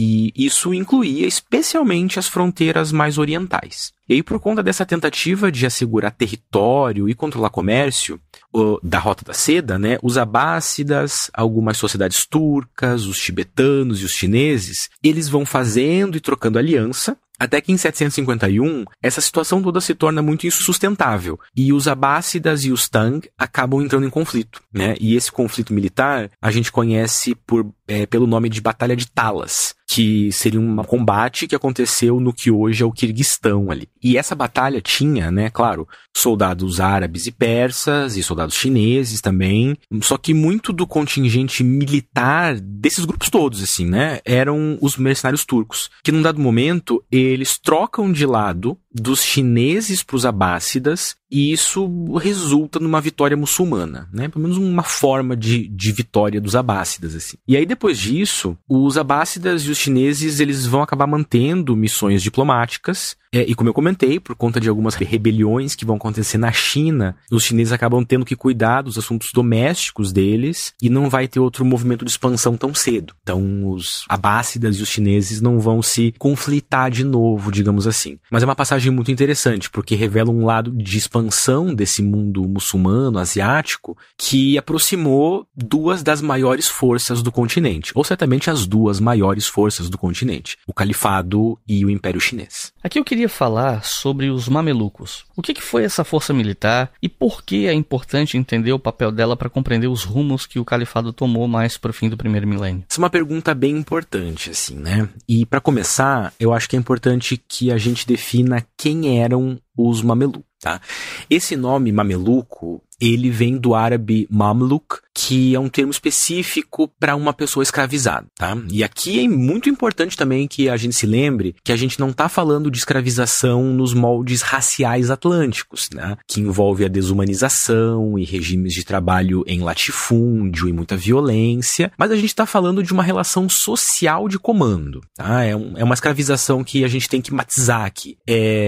E essa relação social de comando se dava no início dos califados entre um árabe muçulmano e um não árabe. E às vezes um não árabe que também não era muçulmano, né? Mais ou menos como naquele sistema de clientela que a gente falou antes. Então um mameluco, ou seja, um não árabe que tinha uma relação de subserviência com um árabe, ele podia ser de qualquer etnia, desde uma pessoa turca até uma pessoa armena, até uma pessoa eslava, tá? Só que quando a gente fala dos mamelucos, mais historicamente, né, mais propriamente dizendo, a gente geralmente não está falando de pessoas escravizadas no geral, mas a gente está se referindo a um sistema específico em que essas pessoas escravizadas, elas eram treinadas militarmente e empregadas em combate. E isso é algo que se inicia com os abássidas. Ou seja, a gente está falando, o mameluco seria quase que um soldado servil não árabe, né? Mais ou menos essa definição mais ampla aqui. E esse sistema de emprego militar tá ali bem marcado com os abássidas, tá? Por exemplo, o califa Al-Mutassim, que governa entre 833 e 842, e que sucede um dos califas que a gente já falou bastante, o Al-Mamun,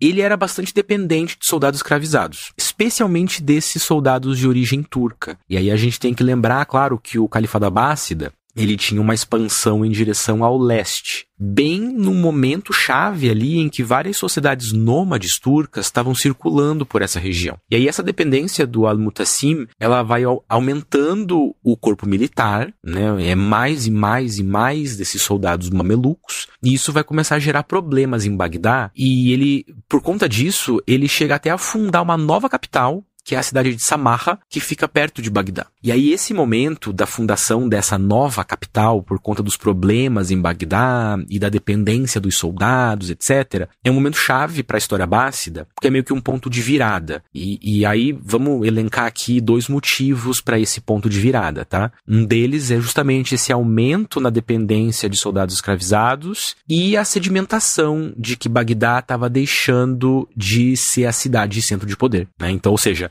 a ideia da perda de poder de Bagdá estava ficando mais evidenciada, né? E aí, com o califa Al-Muwaffaq Billah, que vai governar entre 870 e 891, então, alguns anos depois desse Al-Mutassim, esses regimentos de soldados escravizados, eles vão se tornar ainda mais turquicizados. Né? A gente viu que tem essa expansão, tem esse contato com o leste, onde a gente tem muitos grupos turcos, então eles são nômades guerreiros, eles acabam se tornando, então, esses soldados mamelucos. E a partir daí, a gente pode falar efetivamente mesmo, assim, de um sistema mameluco, que era basicamente o treinamento especializado desses escravizados turcos, que em teoria obedeciam o califa, recebiam uma espécie de soldo, apesar de serem, a gente entende que pessoas escravizadas não recebem, mas esse aqui é um caso diferente, eles recebiam, e que pela origem étnica e pela profissão, eles acabavam criando muito mais laços entre si do que laços com o mundo árabe e muçulmano como um todo, né? Acontece muito isso quando a gente vê esses impérios juntando um mesmo grupo étnico com uma função específica. O laço que se cria é o laço étnico-militar, não tanto o laço político com o califado, né? E aí isso significa, de maneira geral, que sem esses laços comunitários mais amplos, os mamelucos eles podiam se tornar uma ameaça quando eles ficavam, por exemplo, sem pagamento, ou mesmo quando eles decidiam, né, que os rumos políticos do califado, eles não eram interessantes para eles, né? Exatamente porque cada vez mais esses soldados vão ganhando os espaços de poder. Eles se tornam fundamentais para o califado. E é interessante também que eles começam a ser estabelecidos pelos califas justamente nesse momento de crise, que eu comentei, né, que a gente está tendo uma crise ali em Bagdá, tem a fundação de uma nova cidade, e a gente conhece esse momento, né, a historiografia chama esse momento de anarquia em Samarra, mas a gente vai falar um pouco mais disso daqui a pouco, tá? Então, como esses mamelucos são estruturados num momento delicado do califado, o papel militar e político deles vai aumentando. E aí, com o Al-Mutassim, por exemplo, esses soldados chegam praticamente a receber terras onde eles podiam coletar está diretamente em impostos. Porque o califado ele não conseguia pagar a força mameluca. Então, na falta de soldo, eles ganhavam terra e um certo direito de cobrar impostos nessas terras, né? E no caso abássida, o auge do poder desses soldados turcos vem com um califa chamado Al-Muqtadir, que governa entre 908 e 929. Então aqui a gente está no século X, que é um século bem delicado, bem chave para a gente compreender a história do califado abássida, né? Esse califa, ele não tinha grandes laços de fidelidade com os mamelucos. E aí depois que ele morre, tem um comandante mameluco, que é o Al-Muzaffar, que ele praticamente decide e controla quem seriam os califas pelos próximos 15 anos, assim, até 945, que é quando a gente tem uma outra reviravolta no califado e a gente passa a ter uma dinastia iraniana controlando Bagdá. Ou seja, é uma estabilidade política bem importante aqui, né? Mas, de qualquer maneira, essa prática de empregar os estrangeiros, fossem eles servos, escravizados ou pessoas com laços de obediência, suposta fidelidade, etc., é uma prática que precede os abássidas, está presente entre os omíadas já, inclusive, mas que vai ganhar tanta importância no califado abássida que esse sistema ele passa a ser empregado em boa parte do mundo islâmico, ou seja, um sistema de mercenários praticamente, né? E o recrutamento de turcos estrangeiros, ele vai ficando tão importante que no Egito, por exemplo, os mamelucos vão inclusive fundar um sultanato importantíssimo que vai governar o Egito, o Levante e até algumas partes da Arábia entre 1250 e 1517. Ou seja, quase 300 anos, assim, de um poder, um sultanato de origem mameluca, né? E aí o que a gente pode concluir dessa história, então, é que as forças militares mamelucas, elas têm um papel essencial nesse período mais delicado do califado abássida, que é quando a gente começa a ver as crises surgindo, né? Ali, especialmente no século X, do 9 para o 10 e no 10. Porque eles estão diretamente envolvidos nas crises de sucessão, nas guerras civis entre os califas, e talvez a gente até pudesse apontar que os mamelucos seriam um dos aspectos decisivos no que vai vir a ser a fragmentação abássida, né? Como a gente pode imaginar, o califado abássida não vai durar para sempre. Vai ter um momento que ele vai se fragmentar. A gente já aludiu ali que talvez isso comece no século X, XI, e dá para pensar que os mamelucos têm uma relação importante com esse contexto. Por esse caráter planejado, ao contrário de muitas cidades milenares, sabemos exatamente quando a construção de Bagdá começou, 30 de julho de 762, no ano 145 do calendário islâmico.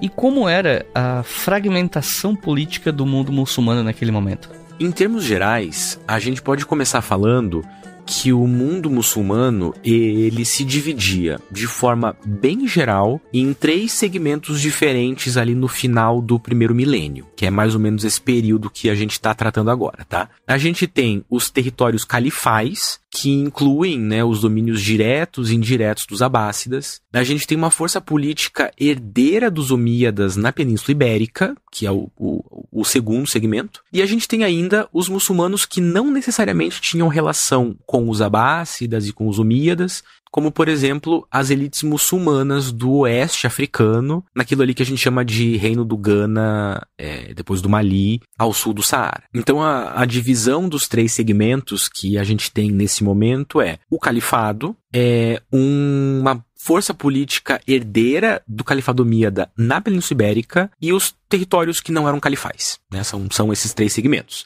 E aí desses 3 conjuntos, esse último, né, o dos muçulmanos não califais, digamos assim, que não tinham relação direta com as unidades políticas centralizadas muçulmanas, então eles naturalmente tinham muita diversidade social e inclusive de práticas islâmicas, né? Eles estão aqui num outro contexto, digamos assim. Agora, tanto os herdeiros omíadas na Península Ibérica quanto os abássidas, eles vão se dividindo politicamente com o tempo. Tá? Então, no que nos interessa aqui, que é o caso abássida, tudo vai muito bem entre 750, né, que é a fundação do califado, até 809, que é quando morre o quinto califa, né, o famoso Harun ar-Rashid, que a gente já comentou antes. É o cara que enviou lá o elefante e o relógio d'água para o Carlos Magno. Por que isso acontece? Né? Por que essa é uma marca importante? Porque quando ele morre, quem sucede ele é um filho, que é o Al-Amin. Mas ele tinha um irmão, que é o nosso amigo Al-Mamun, que a gente também já comentou bastante. E o Al-Mamun, nesse momento, ele governava aquela região que eu havia comentado, Khurasan, ou Coração, ali, né, na Ásia Central. E ele governava de forma quase independente. E essa autonomia, ela foi um direito legado pelo próprio Harun al-Rashid, né? Ele meio que deixa um filho como herdeiro, Al-Amin, e deixa o outro filho, Al-Mamun, como um governante quase que independente, assim. E, obviamente, isso vai gerar tensão entre Bagdá e Khurasan, e a gente vai ter os irmãos Al-Amin e Al-Mamun entrando em conflito. E esse conflito, ele vai ficar conhecido como a Quarta Fitna. Tá? Então é mais uma dessas guerras civis que marcam ali o Islã. E esse vai ser o primeiro grande sinal de divisão do califado. Porque não só a gente tem uma crise de sucessão, como a gente tem um califa, o Al-Amin, que vai ser executado pelo irmão, o Al-Mamun. E como o Al-Mamun tinha o seu centro de poder muito mais para lá de Bagdá, né, se vocês me permitem a brincadeira, que era em Khurasan, a gente vai começar a ver também alguns conflitos entre árabes, iranianos e outras aristocracias de outros grupos étnicos que vão disputando o poder local, porque parece que o centro de poder abássida, ele meio que vai se afastando cada vez mais para o leste, assim. Ainda que Bagdá seja a capital, Al-Mamun tinha olhos para a Ásia Central. E aí a gente tem que lembrar que até partes lá quase do Marrocos faziam parte do califado, né? Então a gente vai ver que as aristocracias desses locais todos, elas vão disputando o poder, né? E aí a partir daí, a gente também vai tendo a perda de poder dos parentes diretos do califa nesses locais, e isso abre espaço para a ascensão de dinastias locais, que vão ser as dinastias que vão efetivamente governar as províncias abássidas. Ou seja, de Al-Mamun em diante, a gente começa a ver os familiares do califa desaparecendo e dinastias locais, de aristocratas locais, ascendendo. E essas dinastias vão governando de maneira muito livre, muito autônoma, as províncias abássidas, né? Os espaços de poder abássida. E aí, a coisa toda vai piorar para os abássidas ainda mais uns anos depois, ali por volta da década de 860. Por quê? O que acontece é que, primeiro, com a Quarta Fitna, que é a briga entre os irmãos Al-Amin e Al-Mamun, Bagdá já vai perdendo um tanto importante do seu poder, assim. Ela sai enfraquecida.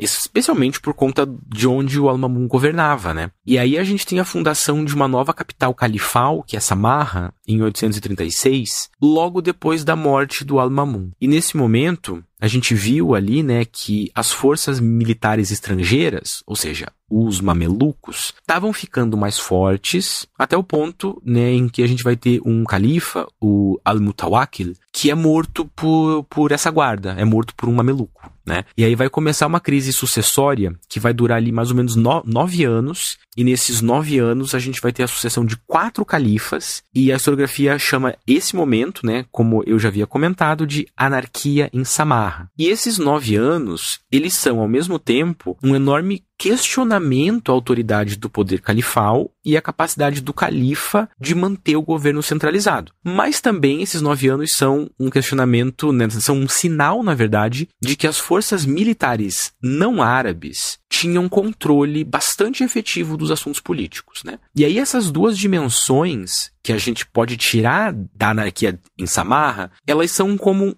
uma espécie de microcosmos do que estava para acontecer em todo o califado. Ou seja, a perda de autoridade do califa e o aumento da autonomia local. E aí ali pela década de 870, a gente começa a ver cada vez mais a ascensão dessas dinastias que já começaram a aparecer ali no período do Al-Mamun. E agora essas dinastias vão ganhar corpo também com o surgimento da figura dos emires, né? O Amir é um príncipe, é um governante local que, apesar de teoricamente dever obediência ao califa, eles governavam de maneira praticamente independente. Então, por exemplo, a gente vai ter a dinastia dos emires Tulúnidas no Egito, a dinastia dos emires Safáridas e depois dos Samânidas em diferentes partes do Irã e da Ásia Central. A gente vai ter os Fatímidas no norte da África, a dinastia dos Buídas, que inclusive é uma dinastia iraniana que chega a dominar Bagdá. Todos esses nomes são referências a dinastias locais que vão ter um emir, um príncipe, um governante, que em nome obedece o califa e na prática governa a região de maneira,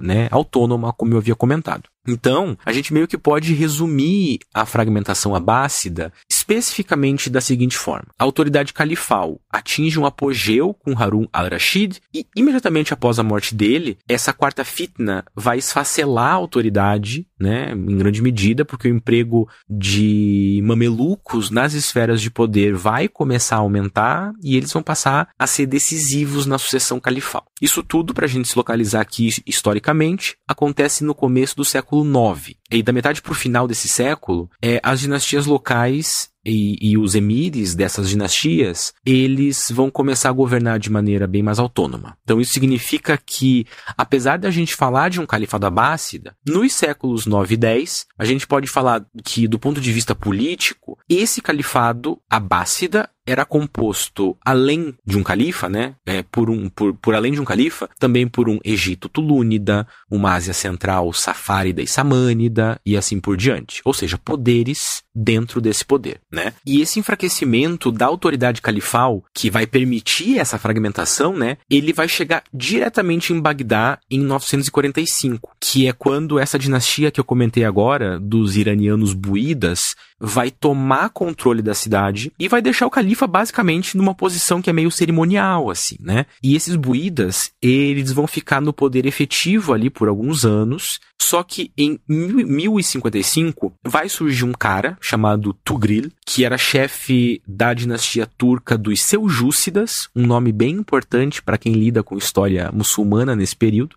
O Tugril, ele vai tomar Bagdá dos iranianos e os turcos seljúcidas, eles vão se manter no poder até o final do século XII, e essa dinastia seljúcida, ela é super importante, como eu comentei, até porque ela está envolvida com as cruzadas, e eu diria que ela também representa o ponto culminante da perda dessa autoridade califal. Os seljúcidas representam um ponto meio que de não retorno, assim, para o califado abássida. São uma quebra fundamental, E aí, no século XI, inclusive, é muito mais fácil para nós falar do Império Seljúcida do que do califado abássida. Quem está lidando com as cruzadas, com os bizantinos, com o Saladino, enfim, são os seljúcidas, não os abássidas. Porque os seljúcidas é que tem poder efetivo nesse momento. E aí, para a historiografia, esse processo de fragmentação abássida, ele é bem fundamental, porque ele vai dar origem a uma série de estruturas políticas, especialmente na Ásia Central, que vão ser também bem importantes para a gente entender essa região até a chegada dos mongóis e mesmo depois, inclusive, Tanto que tem muitos historiadores e historiadoras que entendem que entre a morte do Harun al-Rashid em 809 e a conquista de Bagdá pelos seljúcidas em 1055, a gente teria aqui uma janelinha de tempo que a gente poderia chamar de entreato iraniano, Por quê? Por que entreato iraniano? Porque seria um momento de surgimento de dinastias e emires iranianos por toda essa parte mais oriental do califado, E essas dinastias, elas acabam financiando nesse momento de entreato uma espécie de recuperação de uma cultura persa mais antiga do que o Islã. Ou a gente poderia chamar de uma cultura persa pré-islâmica,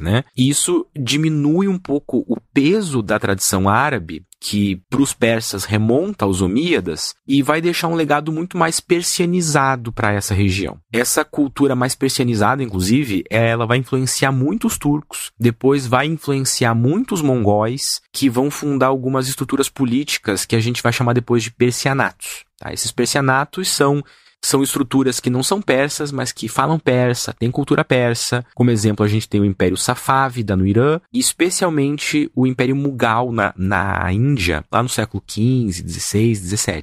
Então esse entreato é um momento que marca um outro surgimento cultural, é um florescimento cultural de um tipo bem específico, que é um florescimento cultural persa, né? Isso vai gerar, por exemplo, um grande épico chamado Shahnameh, o Livro dos Reis, que vai ser um épico adotado por turcos, por mongóis, e meio que vai funcionar como um mito fundador, mais ou menos como a gente pensa a Ilíada para as culturas do Ocidente, a gente poderia pensar esse Shahnameh para as culturas da Ásia, especialmente para essas culturas persianizadas, né?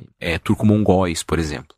Então a gente vê que do século XI para frente, aquele califado abássida que construiu a cidade de Bagdá e que foi o centro do mundo praticamente, ele já está no meio de muita disputa e as coisas já estão bastante diferentes, né? Muito fragmentadas. E um dos acadêmicos muçulmanos mais notáveis era um homem chamado Ismail al-Jazari, que hoje é conhecido como o fundador da mecânica. Al-Jazari reescreveu um livro influente chamado Livro do Conhecimento de Dispositivos Mecânicos Engenhosos. Ele continha diagramas minuciosos e ilustrações coloridas. Ela projetou objetos que podem ser comparados a robôs mecânicos na sua época. Eram aves sofisticadas que pareciam reais, e as asas delas até se abriam. Isso levou à invenção dos relógios mecânicos, cadeados com combinação e até o virabrequim.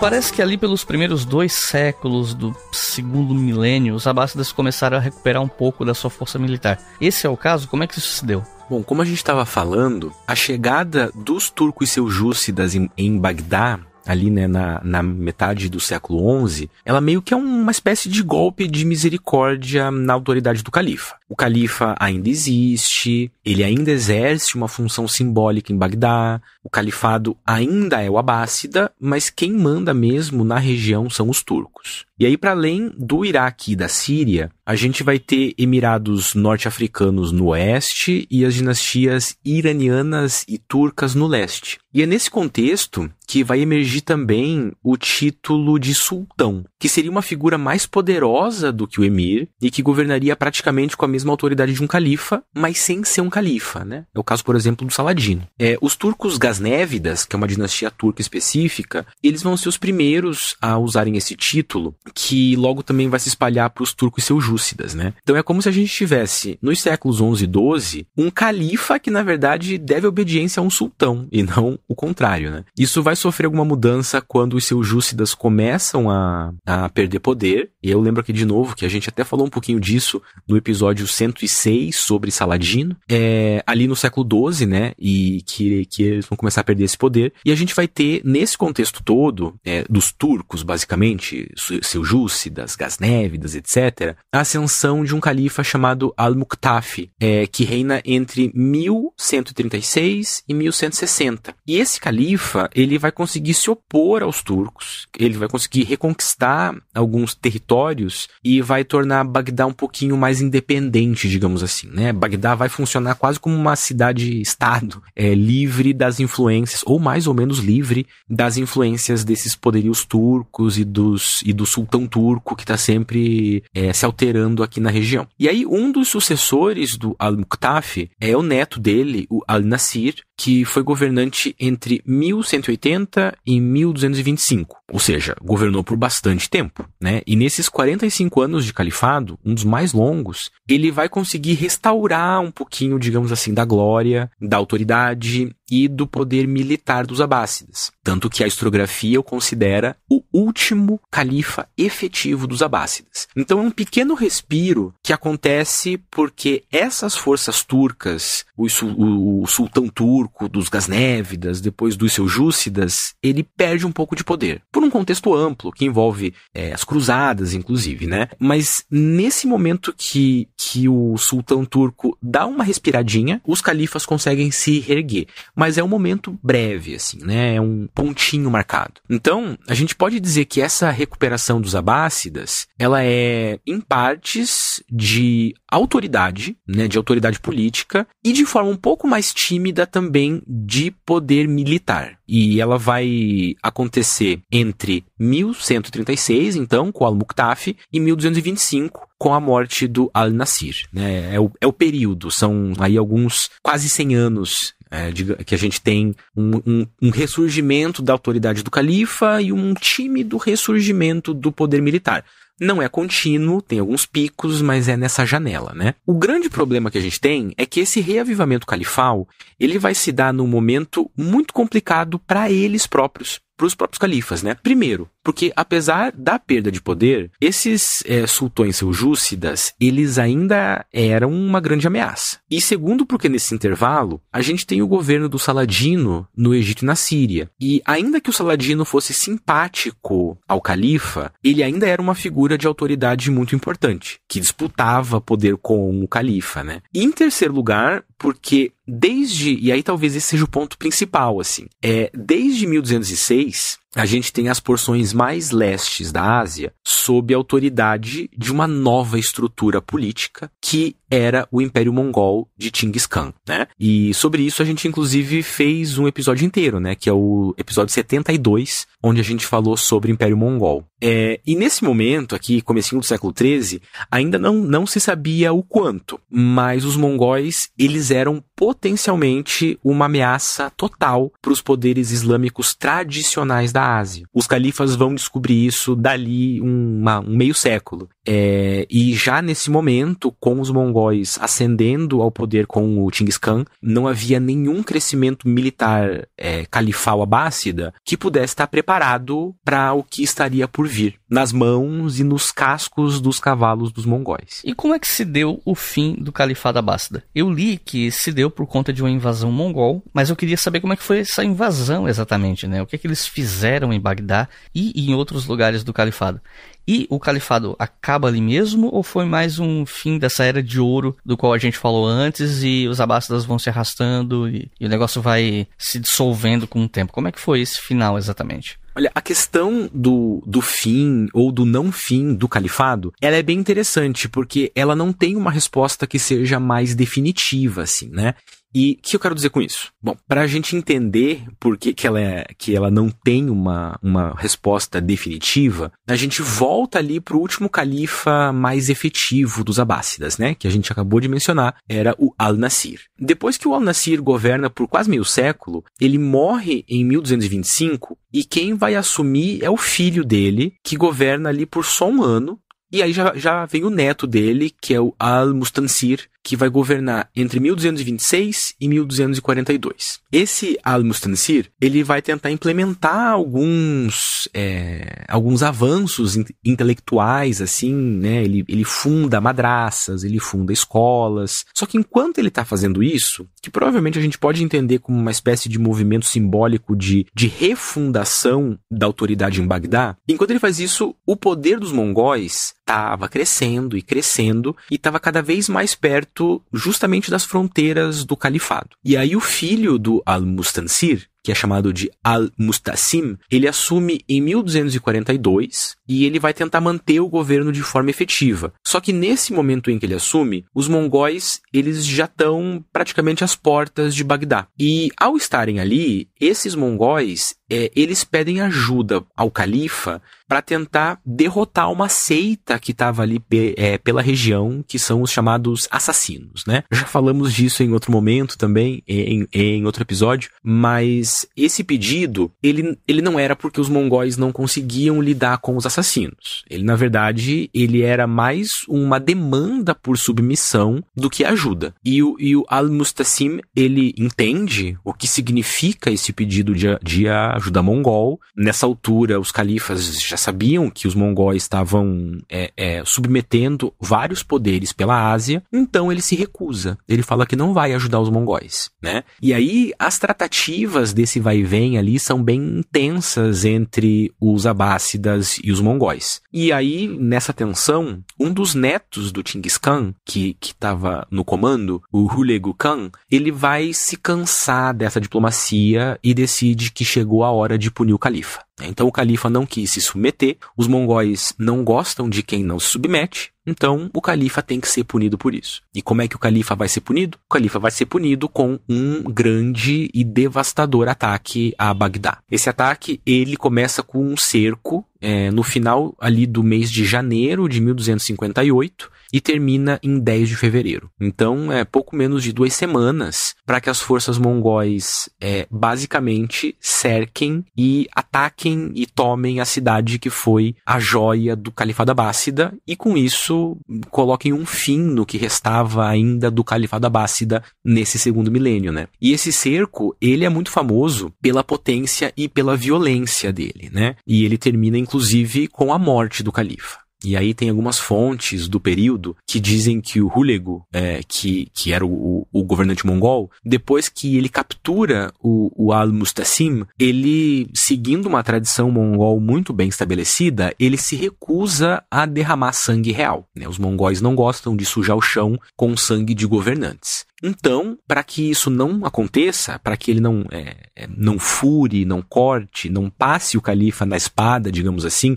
e derrame sangue, ele adota uma outra prática que era um pouco comum entre os mongóis, que era, ele enrola o califa em um tapete e ele faz com que os cavalos dos guerreiros mongóis atropelem várias vezes o califa, passando por cima, e com isso o califa morre, né? Então, ele cumpre a promessa, ele não derrama o sangue diretamente, mas o califa morre do mesmo jeito. E aí, para uma grande parte da historiografia, especialmente para uma historiografia mais tradicional, assim, que lida com o mundo islâmico, o saque de Bagdá pelo Império Mongol, ele não é só o fim do Califado Abássida, como ele é também o fim efetivo da Era de Ouro do Islã, né? Depois da devastação de Bagdá, o Islã não se recupera, né? Seria mais ou menos essa a perspectiva que essa historiografia coloca. E muita gente fala que os mongóis, eles foram inclusive o maior desafio enfrentado pelas sociedades muçulmanas desde os tempos do profeta Muhammad, inclusive, né? Talvez até mais do que as cruzadas, os mongóis é que foram os grandes inimigos para essa visão, né? E aí, de forma bem tradicional,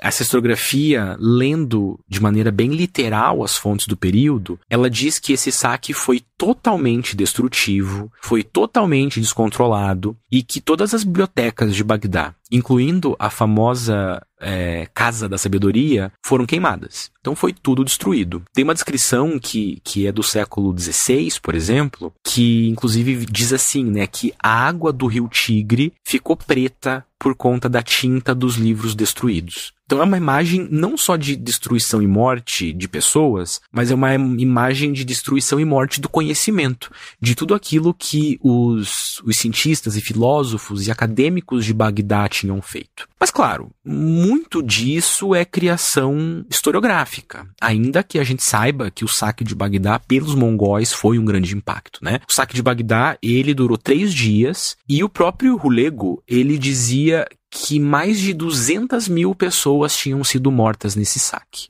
O fato é que os mongóis, no século XIII em especial, que é o momento de auge do Império Mongol, eles tinham o hábito de usar a violência como um recado político bastante direto, né? Que era basicamente, ou você se rende e você é poupado, ou você não se rende e você vai ser totalmente aniquilado. Não há meio termo. Os mongóis exigem obediência e recompensam essa obediência, mas eles punem a não obediência, né? Eles punem quem se recusa a se render. E é exatamente isso que acontece com Bagdá e com os abássidas. E ainda mais porque o Hulagu, em especial, ele não era muçulmano e ele tomava uma ofensa pessoal, assim, com a suposta autoridade que o símbolo do califa trazia consigo, né? A ideia de que o califa era um representante da religião também, autoridade máxima no mundo, por conta do caráter sucessório ali do profeta Muhammad, incomodava o Hulagu, né? Que era o imperador mongol. E a gente pode imaginar que no século XIII, o Império Mongol, na verdade, se via como o maior império do mundo, assim. Então, Chinggis Khan foi o maior governante. E os seus descendentes e os seus governantes posteriores ali, eles estavam nessa mesma posição. Então, o califa incomodava o rulego, né? E de qualquer forma, de uns tempos pra cá, os historiadores e as historiadoras que lidam com o Império Mongol, eles têm relativizado um pouco o impacto dessa invasão. Não relativizando a violência, né? Entendendo que houve muita violência, mas entendendo também que Bagdá conseguiria sim se manter como um centro cultural nos anos seguintes, já sob controle mongol. Ou seja, Bagdá continuou sendo uma cidade importante, uma cidade culturalmente relevante, mesmo enquanto os mongóis estavam no governo, né? Então, a gente pode imaginar que a destruição foi relativamente limitada no sentido do conhecimento, da destruição dos livros, etc.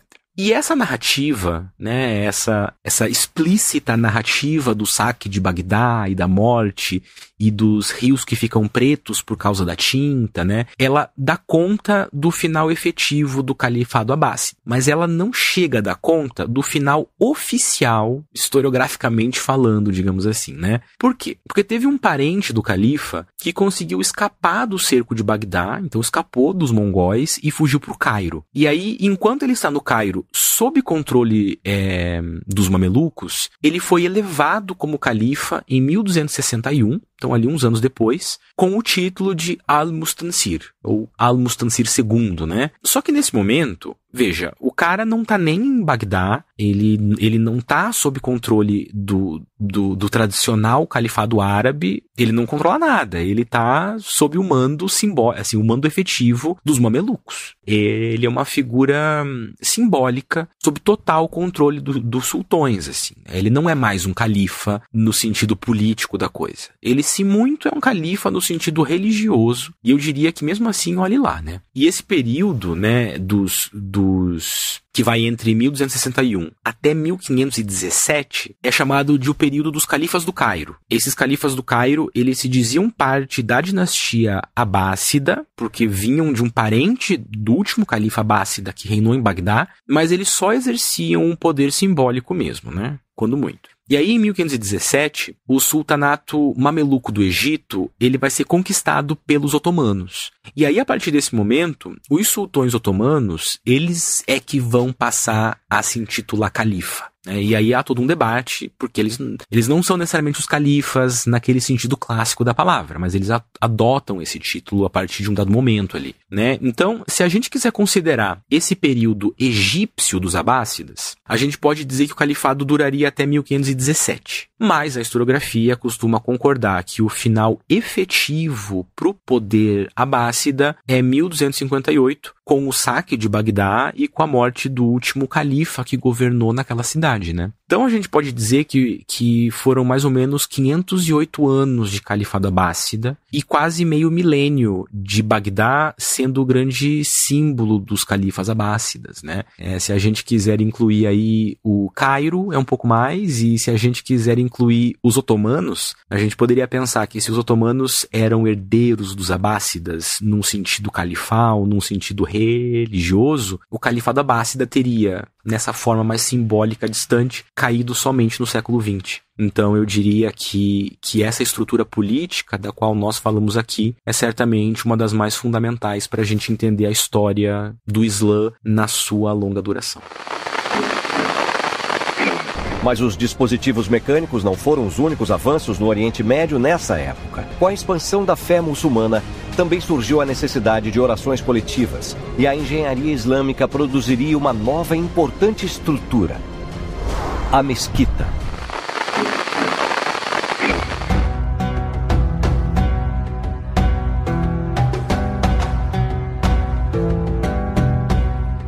Recomendações de leitura para quem ouviu até o final, se interessou, quer saber mais sobre o assunto. Se você tivesse que recomendar até uns 3 livros aí pra gente, pode ser em português, inglês ou espanhol, o que você recomenda? Olha, eu queria começar recomendando uma obra, né, uma tradução de uma fonte que eu mencionei ao longo aqui, né, desse episódio, que é a tradução que o Pedro Martins Criado fez de uma obra do Abu Zaid al-Hassan al-Sirafi, que em português está com o título de Relatos da China e da Índia. Foi uma tradução publicada em 2022 e trata desse contexto que eu acho bem interessante, assim, de árabes e muçulmanos e persas em especial, viajando por um mundo mais amplo. e acho que nos abre assim o olhar para um contexto bem interessante. Tá? Esse é um que eu mencionei no episódio. Mas se eu tivesse que indicar aqui 3 livros para quem se interessou, eu começaria por um que é um livro bem clássico, bem básico, que é Uma História dos Povos Árabes, do Albert Hourani. É um livro, é um manual que dá um contexto bem amplo dos povos árabes, mas claro, tem esse foco na ideia do mundo árabe, né? Eu deixei aqui um pouco explícito nesse episódio que o Califado Abássida, ele envolve tanto a história dos árabes, quanto dos persas, quanto dos turcos e de muitos outros grupos. E aí, por isso, se vocês me permitem, eu vou indicar o meu livro A Rota da Seda, né? Eu publiquei em 2023, e ali eu trato exatamente da história da Ásia Central como um todo, assim. E falo bastante do Islã, dos mongóis, dos califados.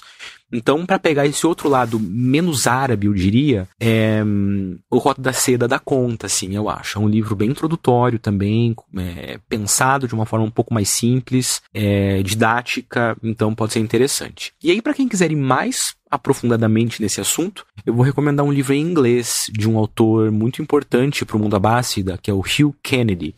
O livro se chama When Baghdad Ruled the Muslim World. Basicamente quando Bagdá dominou, né, governou o mundo muçulmano. É um livro de 2005, que daí trata mais especificamente do contexto abássida através ali de Bagdá. É um livro bem interessante também, eu acho que vale bastante a pena. Então essas seriam algumas das recomendações que eu deixo. Mas lembro também que o assunto abássidas e Islã é um assunto que a gente trata no meu grupo de pesquisa, o GEAFRAS, né? O Grupo de Estudos Africanos e Asiáticos. Então também recomendo que, se vocês se interessaram pelo assunto e quiserem acompanhar o grupo, podem procurar a gente nas redes sociais, no YouTube, que a gente está tentando publicizar bastante as nossas atividades.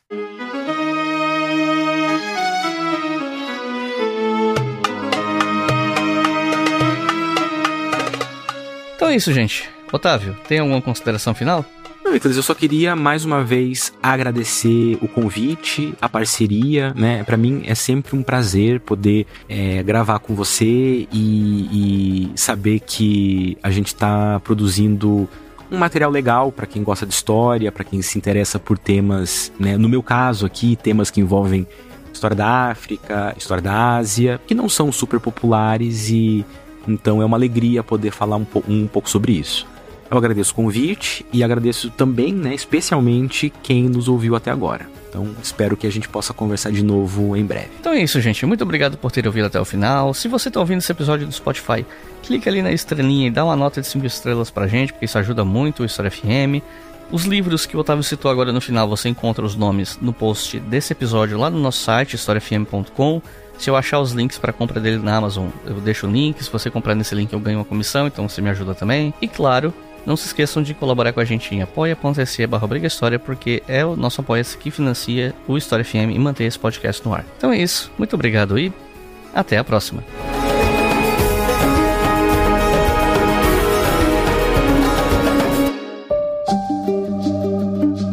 O História FM é uma produção do canal Leitura Obriga História. Apresentação, Iclis Rodrigues. Edição, Samuel Gambini. Roteiro, Iclis Rodrigues. O financiamento deste programa é realizado pelos nossos colaboradores em apoia.se/Obriga História.